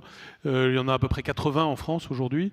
Et le principe qui a été poussé par votre serviteur, en fait, à un moment donné, c'était de faire en sorte que, d'ailleurs, entre le ministère du Travail, l'Éducation nationale et l'enseignement supérieur, nous puissions impulser sur les territoires, et c'est donc sur 80 territoires, des associations de l'ensemble des structures de formation autour d'une thématique. C'était très articulé aux enjeux de réindustrialisation de la France, puisque le ministère de l'économie a identifié des bassins de réindustrialisation, mais ça peut aussi être sur des sujets autres qu'industriels. Et donc aujourd'hui, avec une intensité plus ou moins forte, vous avez 80 lieux en France qui réussissent à associer une université, des lycées, des écoles d'ingénieurs, des écoles de management, etc. etc. et ensemble, autour d'une thématique. Ça peut être par exemple la batterie électrique, ça peut être le bâtiment, ça peut être des sujets de ce type. À chaque fois, il y a un directeur ou une directrice opérationnelle qui fait le lien entre tout le monde et qui impulse des choses, y compris sur certains sujets qui sont présents aujourd'hui, comme la question de l'orientation, c'est-à-dire le rayonnement de ce campus des métiers et des qualifications vers l'amont, c'est-à-dire vers les élèves de l'enseignement secondaire. Et puis un campus, c'est fait pour évidemment faire le lien, un campus des métiers et des qualifications, pour faire le lien avec le monde de l'entreprise, de façon à ce qu'il y ait une plus grande articulation entre ce que les entreprises ont comme nécessité, comme vision aussi, et ce qui se passe dans les institutions de formation. Donc c'est très utile. Et si je prends l'exemple d'Arras, nous avons un campus des métiers et des qualifications. Mais il est sur un domaine donné. En l'occurrence, c'est justement les questions énergétiques liées au bâtiment. Donc la lutte contre les passoires thermiques est un enjeu central de ce campus des métiers et des qualifications. Il va de soi que lorsque Terra Academia arrive dans un endroit comme ça, on peut contribuer à ce que ça aille plus loin, plus fort. Mais la valeur ajoutée de Terra Academia, elle est aussi sur tous les sujets dont ne traite pas le campus des métiers et des qualifications. Donc à chaque fois, c'est ce qui va se passer là, il y a un lien, mais ce lien permet d'aller plus loin dans le domaine concerné du CMQ, mais aussi de compléter tous les sujets que le CMQ n'aborde pas. Je vais faire le lien entre deux questions. Existe-t-il des expériences étrangères qui pourraient servir de modèle en matière de formation continue? Il y a une question voisine. Il existe à quelques 70 km à Birkenfeld, pardon pour la prononciation, près de Trèves, une université multidisciplinaire entièrement tournée vers la transition écologique. Qu'attendre en France? Est-ce qu'on est en retard? Oui, vous avez le micro. Non, mais je peux le partager parce que je pense que, par exemple, mon voisin de droite a de grands éclairages là-dessus, vu ce que fait l'AFPA sur de tels sujets. Oui, bien sûr, la comparaison internationale est très utile sur ces questions-là, sachant que l'architecture institutionnelle est tellement différente d'un pays à l'autre que les choses ne sont pas toujours transposables. On peut être relativement fier de certaines institutions qui existent en France et qui souvent sont des institutions publiques et qui peuvent venir en appui des logiques de formation continue.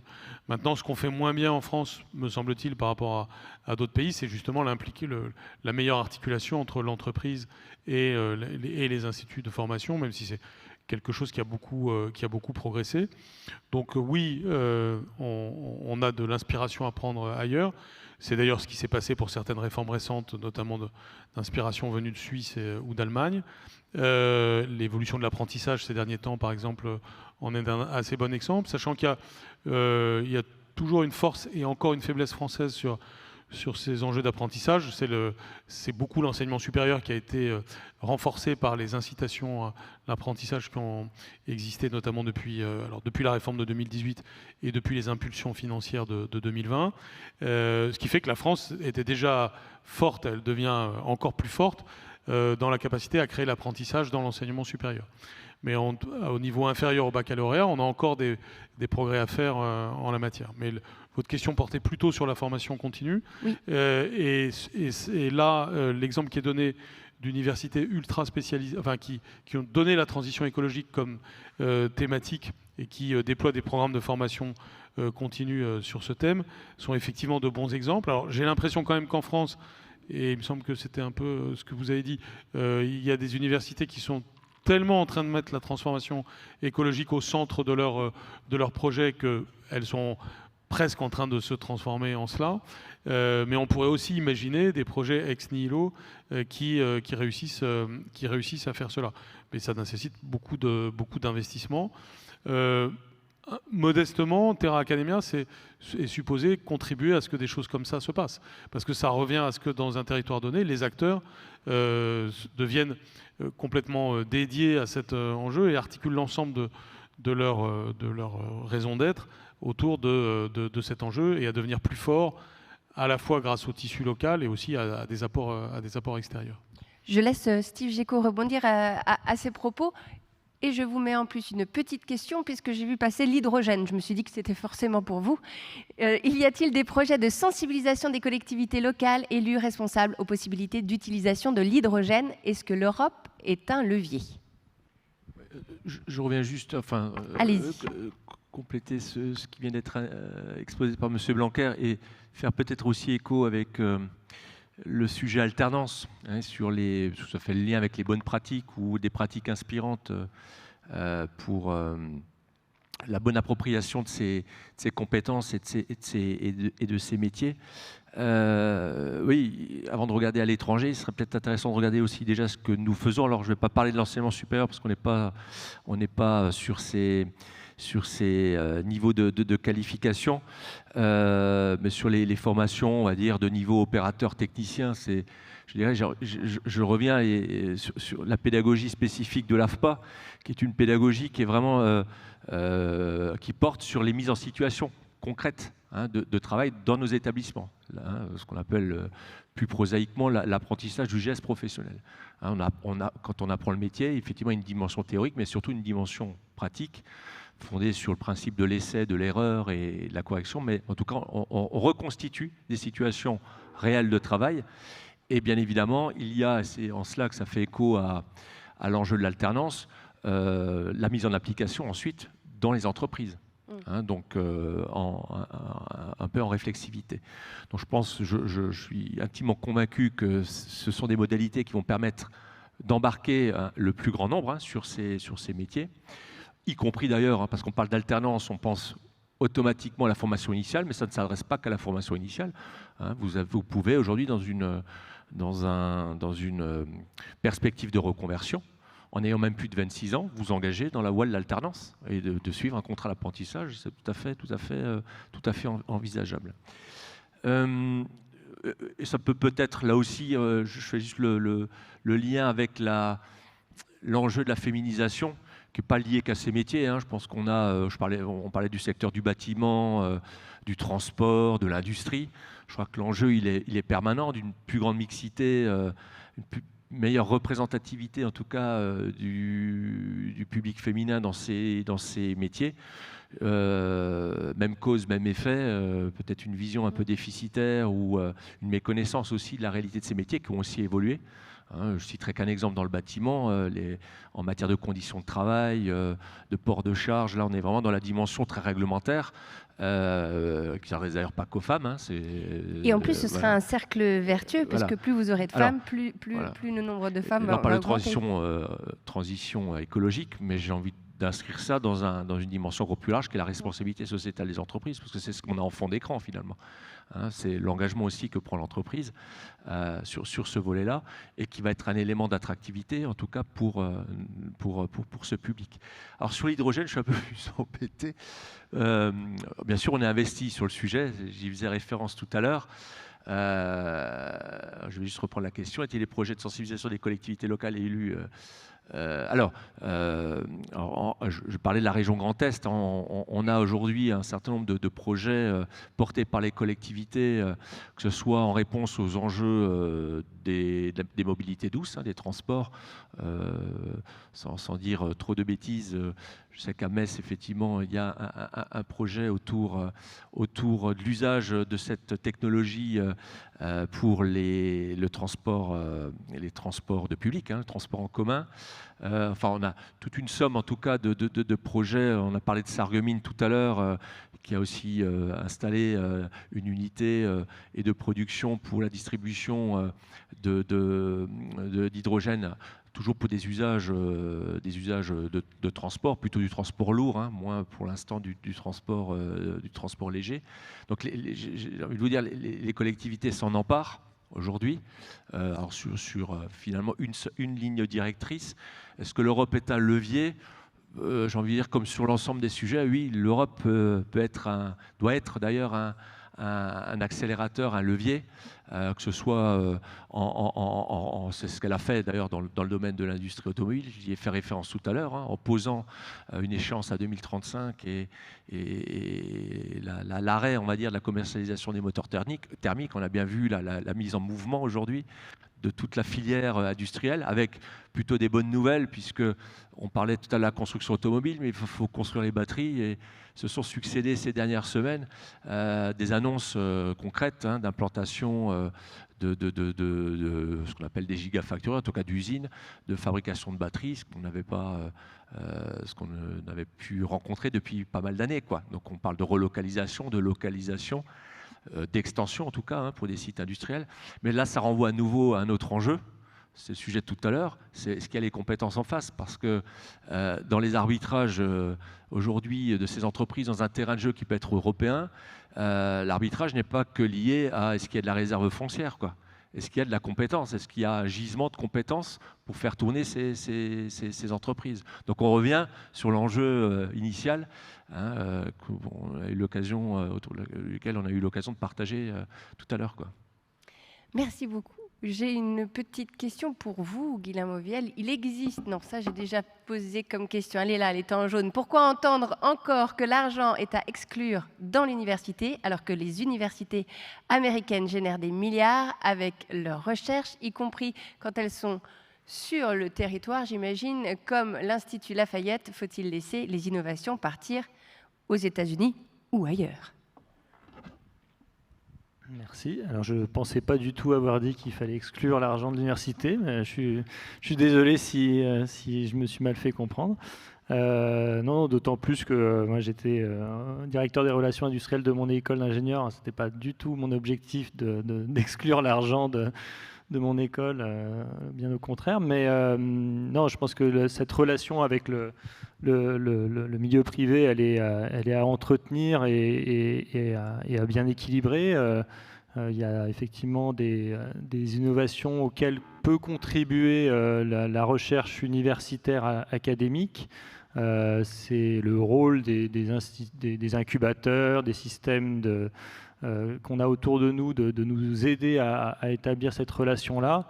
Il y a effectivement un problème de financement de l'université et il y a effectivement des ressources propres à chercher auprès des entreprises. Alors ça peut se faire via effectivement notre contribution à des innovations, ça peut se faire aussi à travers du mécénat. Alors c'est quelque chose auquel on est assez peu habitué en France et qui marche là en l'occurrence aussi très bien dans les pays anglo-saxons. Mais on a une fondation qui s'appelle ID+, à l'Université de Lorraine, qui soutient des étudiants. Effectivement, pour les entreprises qui sont dans la salle, je vous encourage à rentrer en relation avec cette fondation, puisque ce mécénat d'entreprise qu'on cherche à développer est également important, à la fois pour l'université elle-même, pour ses projets. Il y a des chaires industrielles qui sont portées par cette fondation, et puis aussi pour nos étudiants. Et il y a quand même beaucoup d'étudiants qui sont dans des situations de précarité, voire vraiment de pauvreté. Il faut vraiment avoir le courage de parler de ce mot-là. Et donc c'est intéressant. Je pense que ce lien-là aussi entre entreprise et université doit être entretenu. Et évidemment, je n'exclus pas du tout, quand je dis ça, la relation aussi qui est liée à ce qui est indiqué. C'est pas un gros mot, l'argent, alors, à l'université. Pas du tout. Enfin, je ne pense pas. Maintenant, je pense qu'il faut donner du sens à tout ça.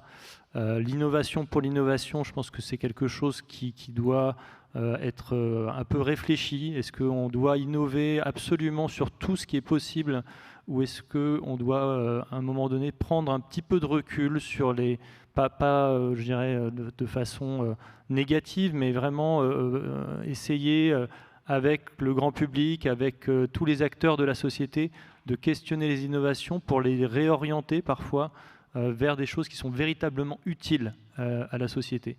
On a développé quand même beaucoup d'innovations dont l'utilité sociétale peut être discutée. Je pense qu'il aurait été utile sur certaines innovations, comme on le voit par exemple sur l'intelligence artificielle, de prendre un petit peu de temps, de recul. Alors évidemment, on va dire, ah bah oui, mais pendant ce temps-là, les autres vont foncer et vont nous dépasser. Peut-être, mais je pense que c'est quand même intéressant d'avoir une petite prise de recul à un moment donné sur certains types d'innovations et de se poser les bonnes questions pour les orienter correctement. Merci beaucoup pour votre éclairage. Une question de ce côté-ci. Vous vouliez réagir, Thomas, je vous vois avec le micro. Je complète complètement les propos de mon collègue ici à l'Université de Lorraine.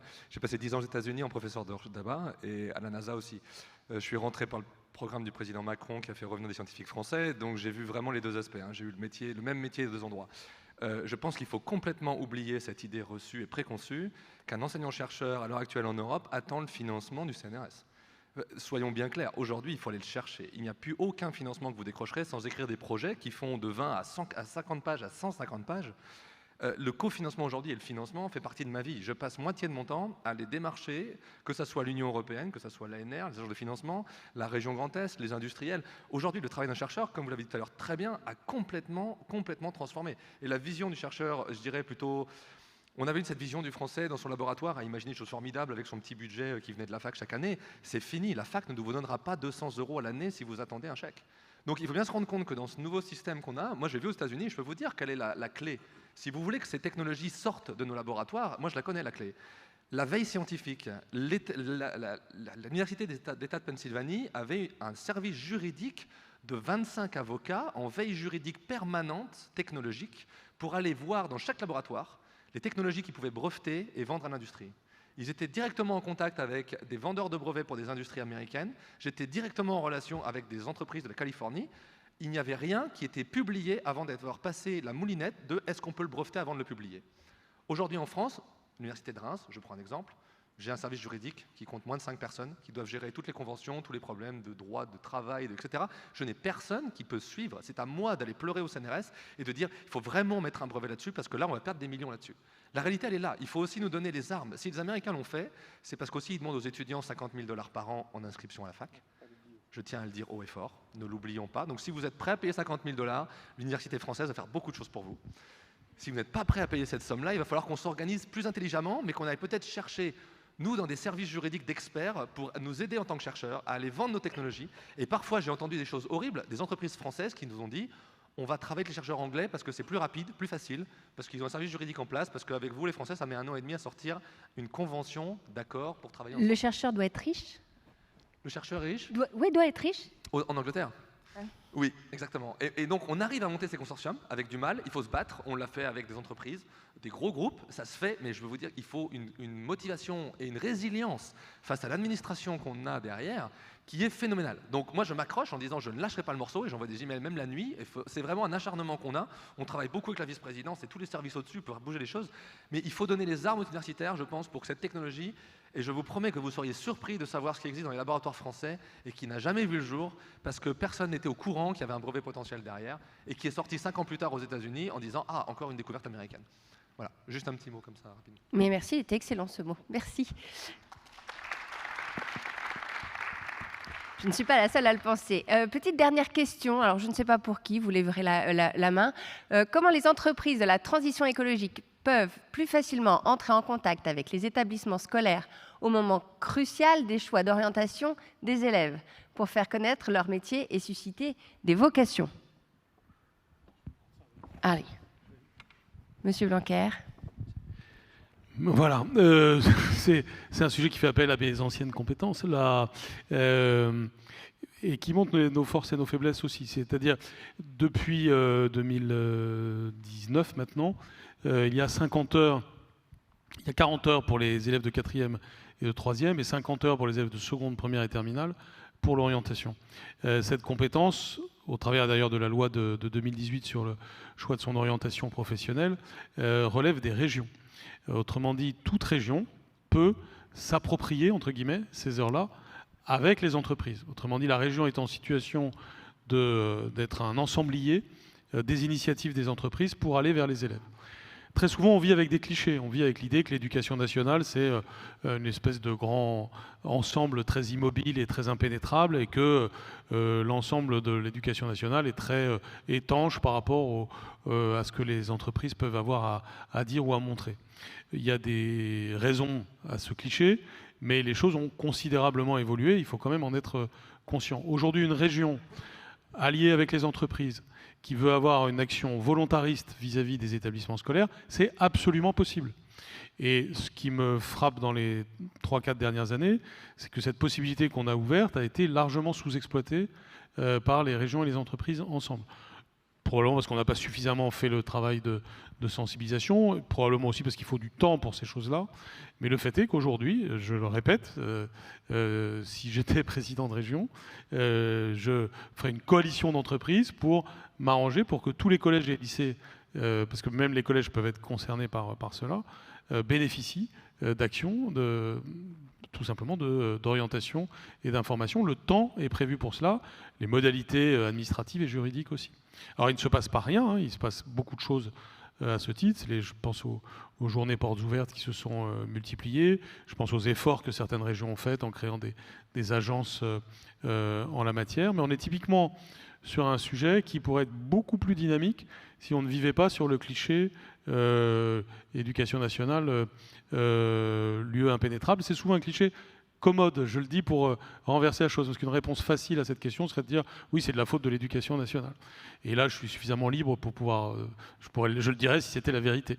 La vérité est plus complexe. Bien sûr, vous allez tomber sur tel établissement où vous aurez beaucoup de passivité, voire d'hostilité à telle ou telle initiative. Ça existe.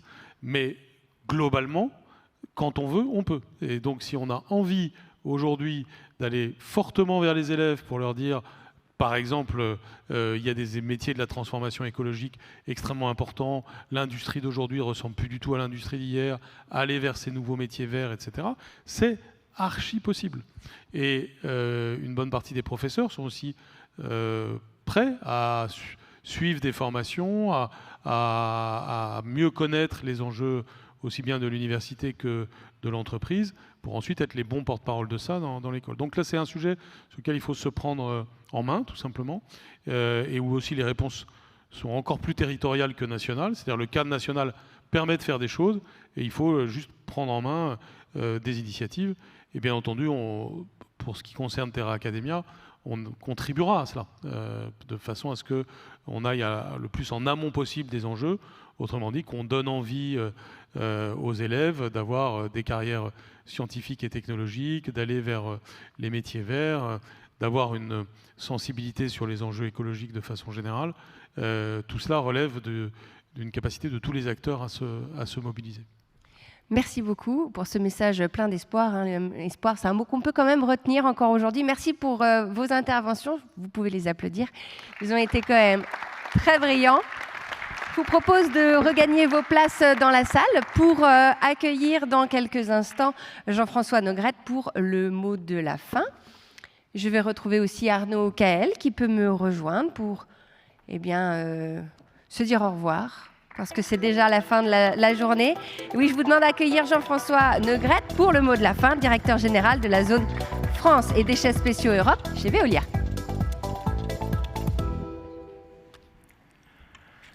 Bonsoir, et d'abord un grand merci à tous les intervenants. Enfin, vous avez été passionnants du début de la journée jusqu'à la fin. Ils ne sont pas tous restés, mais un grand merci pour les auditeurs. Ça a été une très très belle journée. Je remercie également Arnaud et Virginie. Bravo, vous avez su d'une main de maître faire vivre ces tables rondes. Vous avez été complètement à la hauteur du défi. Un grand merci.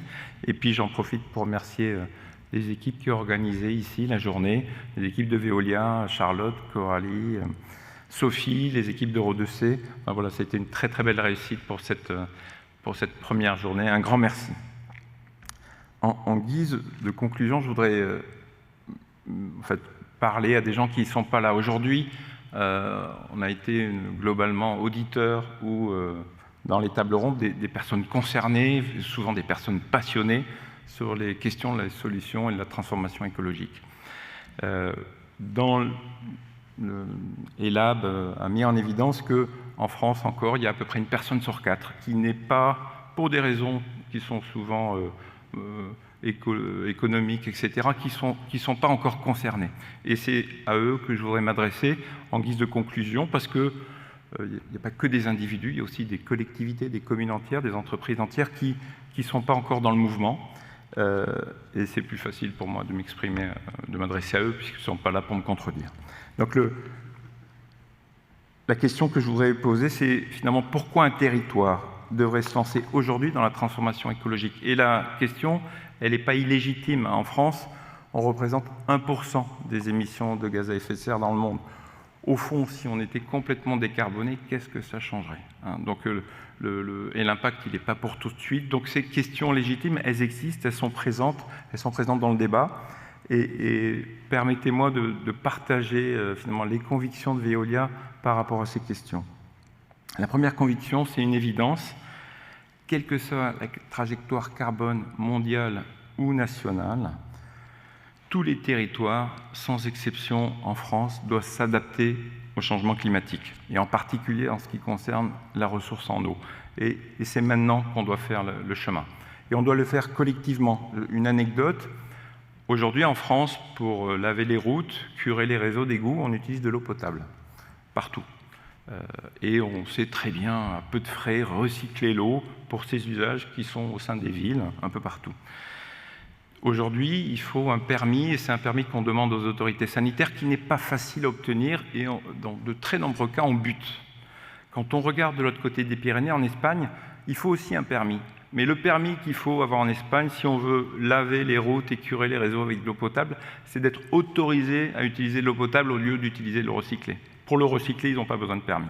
Donc c'est cette distance, et c'est pas pour dire on est dans un état très bureaucratique, etc. C'est juste un état collectif sur lequel on bute encore, et le mouvement qui est palpable aujourd'hui dans les débats, ben voilà, il faut le lancer à grande échelle. Donc nos règlements ne sont pas encore alignés là-dessus, et pourtant on a beaucoup d'efforts, de simulation. Par exemple à Metz, quand on se projette dans le futur, on dit dans une vingtaine d'années, on pense que la Seille, c'est moins 16% de débit moyen ici à Metz. Au concours sur la Moselle, c'est moins 15%. C'est une moyenne, ça veut dire que le nombre de jours dans l'année où on va avoir des vraies tensions hydriques, c'est maintenant, ça va arriver, et ces journées-là vont se multiplier au cours des années à venir. D'un point de vue hydrique, il y a beaucoup de technologies qu'on a testées, qu'on a mis en place. On a la chance au sein de Veolia d'être acteur dans de très nombreux pays qui sont soumis aux tensions, au stress hydrique depuis très très longtemps, mais la première étape, c'est la sobriété.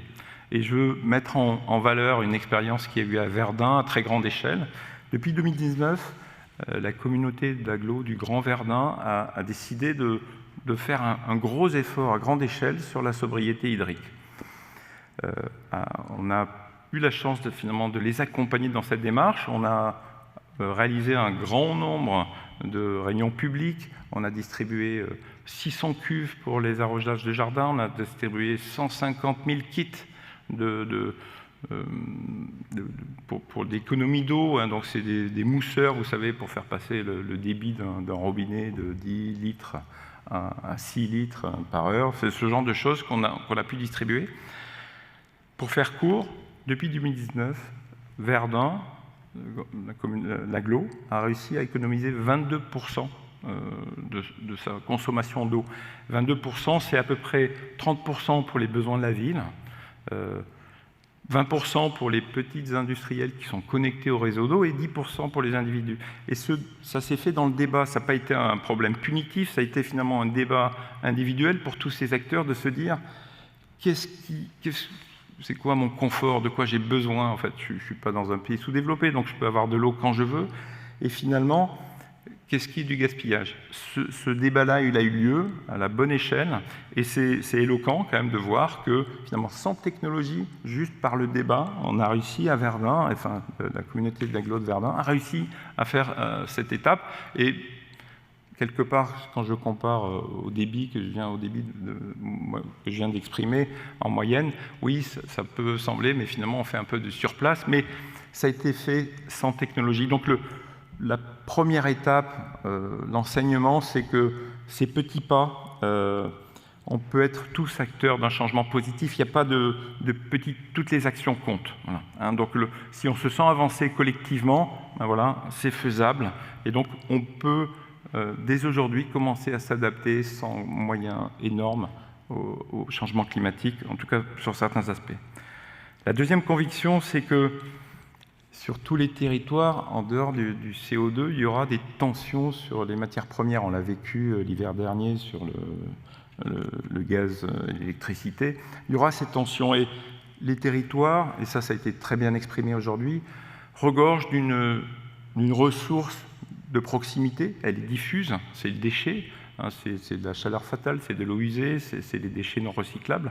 Elle est diffuse, mais aujourd'hui, on a vu des exemples très concrets que ces déchets qui sont à portée de main nous permettent de faire des choses très tangibles. Là, je veux reparler de ce qui se fait à Dombasle avec Solvay, ce qui se fait à Golbey avec Norske Skog, ce qui se fait chez Veolia à Dieuze et à Amnéville sur le recyclage des batteries.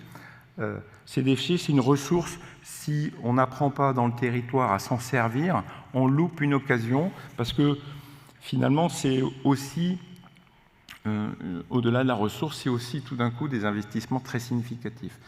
L'ensemble des trois principaux projets dont on a parlé tout à l'heure, c'est un investissement ensemble qui dépasse les 500 millions, le demi-milliard auquel Veolia est associé, et pas seul, hein, donc il y a toute une structure. C'est très significatif. Il y a un autre projet dont on n'a pas parlé qui est à Maxéville. On vient d'inaugurer du biogaz dans le Grand Est. Je crois que le vice-président Bernard l'a dit. Vous êtes le plus gros producteur de biogaz en France. De très loin, c'est presque un quart du biogaz français qui vient du Grand Est.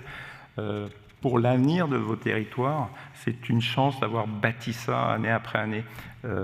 Et donc voilà, mon deuxième message, c'est de dire nos territoires ont des ressources dont on aura besoin de moins. Les territoires qui apprennent à s'en servir vont attirer les investissements. Et c'est sans doute une des caractéristiques de la transformation écologique dès qu'on veut passer à l'échelle industrielle, c'est que c'est d'un investissement massif. On peut transformer des achats de produits fossiles, des achats de matières premières fossiles, ou qu'on ne produit pas ici, qu'on importe, par de l'investissement, mais c'est un investissement qu'il faut faire tout de suite. Les plus beaux projets attirent les investissements. Le Grand Est a su le faire et saura le faire dans la durée. Pour la compétitivité d'un territoire, c'est énorme. Donc, pour défendre l'économie d'un territoire, ça vaut vraiment le coup de s'intéresser à ces projets-là. Et la conviction qu'on a chez Veolia, c'est que ce sont les partenariats entre industriels, avec les collectivités, avec le monde agricole, qui vont finalement fabriquer les meilleurs projets. Tous les projets dont on a parlé sont des projets qui se font en partenariat. La transformation écologique, ce n'est pas un one-man show, c'est un sport collectif. Et dans ce domaine, la région Grand Est, vous faites la trace. Et enfin, la troisième conviction, elle est centrée sur l'humain. Vous en avez très bien parlé dans la table ronde qui est là. Je ne vais peut-être pas détailler autant, mais La transformation écologique, je viens de dire que c'est un investissement sur les infrastructures, sur les technologies, mais c'est beaucoup un investissement sur les compétences, sur les populations. Et ça, c'est le cœur, c'est sans doute notre plus gros défi à tous dans tous les territoires. Ça a été très bien dit. Et c'est pour ça qu'on est très fiers de donner l'impulsion à Terra Academia et d'être derrière Jean-Michel Blanquer pour pousser cette initiative un peu partout en France. Oui, aujourd'hui, notre meilleur investissement, ça reste encore nos jeunes, ça reste encore la formation continue. Ça, c'est une réalité pour Veolia, c'est une réalité pour beaucoup de territoires et pour beaucoup d'industriels. On a des attentes. Hein, récemment, j'ai fait passer un entretien d'embauche. Aujourd'hui, vous savez, les entretiens d'embauche, il y a 10 ans, on disait presque rien, on mettait un peu en difficulté de candidats. Aujourd'hui, on parle beaucoup quand on est employeur parce qu'il faut séduire, il faut montrer qu'on est un employeur de choix. Et là, j'avais un candidat qui était un peu comme Louis, qui était là en début des premières tables rondes, et qui me disait, mais moi, bon, tout ça me plaît bien, mais finalement, j'ai une dernière question, je ne veux pas travailler pour quelqu'un qui n'est pas sincère. Est-ce que vous connaissez votre bilan carbone personnel? Comment il va progresser? Enfin voilà, j'ai passé 20 minutes à devoir justifier ligne par ligne qu'est-ce que je faisais sur mon CO2. Ces gens-là existent, ils sont dans les territoires, on a besoin de ces forces de conviction. Et donc, oui, on doit investir sur les forces vives qui sont aujourd'hui notre jeunesse et qui sont finalement les populations avec lesquelles on travaille tous les jours. On doit aussi communiquer des solutions concrètes, on doit montrer que c'est positif, ça aussi c'est tourné vers les gens, on n'en a pas parlé aujourd'hui, mais en tant que Veolia, vous savez, vous vous souvenez peut-être d'EcoWatt, on a lancé EcoDo, hein, aujourd'hui c'est juste du partage de bonnes pratiques, du partage d'engagement, de la mise en commun du réseau. Aujourd'hui, il y a plus de 600 collectivités, Verdun, le Grand Verdun, le syndicat d'eau de Metz également sont partie prenante. Ça représente à peu près 3 millions d'habitants. Il y a plusieurs centaines d'industriels également qui se sont connectés. On veut faire cette connexion, on veut montrer que c'est possible d'être acteur de l'eau sans être passif. Et finalement, on commence à avoir des réalisations. Nous, Veolia, il y a des choses qu'on n'imaginait pas et qu'on commence à voir venir juste par ces initiatives. Voilà. Donc, il y a un côté passionnant également à travailler sur les échanges. Et enfin, pour conclure, et ça c'est un argument que je n'avais pas trouvé avant le début de la journée, la transformation écologique, c'est possible, ça donne envie, parce qu'il suffit de regarder ce qui se fait dans la région Grand Est. Je vous remercie. Merci beaucoup Jean-François Neugrette, merci beaucoup d'avoir impulsé cette première édition de ces rencontres régionales de la transformation écologique. Un grand merci bien sûr à toutes les équipes de Veolia, à toutes les équipes d'organisation qui ont mené l'organisation de cet événement d'une main de maître. Bravo à elles, on peut les applaudir, merci pour elles, merci. Merci également au Centre des Congrès, Robert Schuman, qui nous accueille ici. Merci à toutes les équipes techniques et puis bien sûr merci à tous les intervenants qui ont défilé à travers 4 tables rondes. Ça a été une belle journée, Virginie. Merci beaucoup. Merci à toi également. Merci Arnaud, merci aux intervenants, c'est vrai, qui ont fait de ces tables rondes des moments de qualité. Merci à vous, merci d'être restés jusqu'à la fin, merci pour votre écoute. J'espère que vos réflexions autour de la transition écologique ont été stimulées. J'espère qu'on aura donné quelques éléments de réponse à vos questions. Il ne nous reste plus qu'à vous souhaiter une bonne soirée, peut-être une bonne fête de la musique et puis un bel été qui commence. Merci à vous, merci, bonne soirée, au revoir.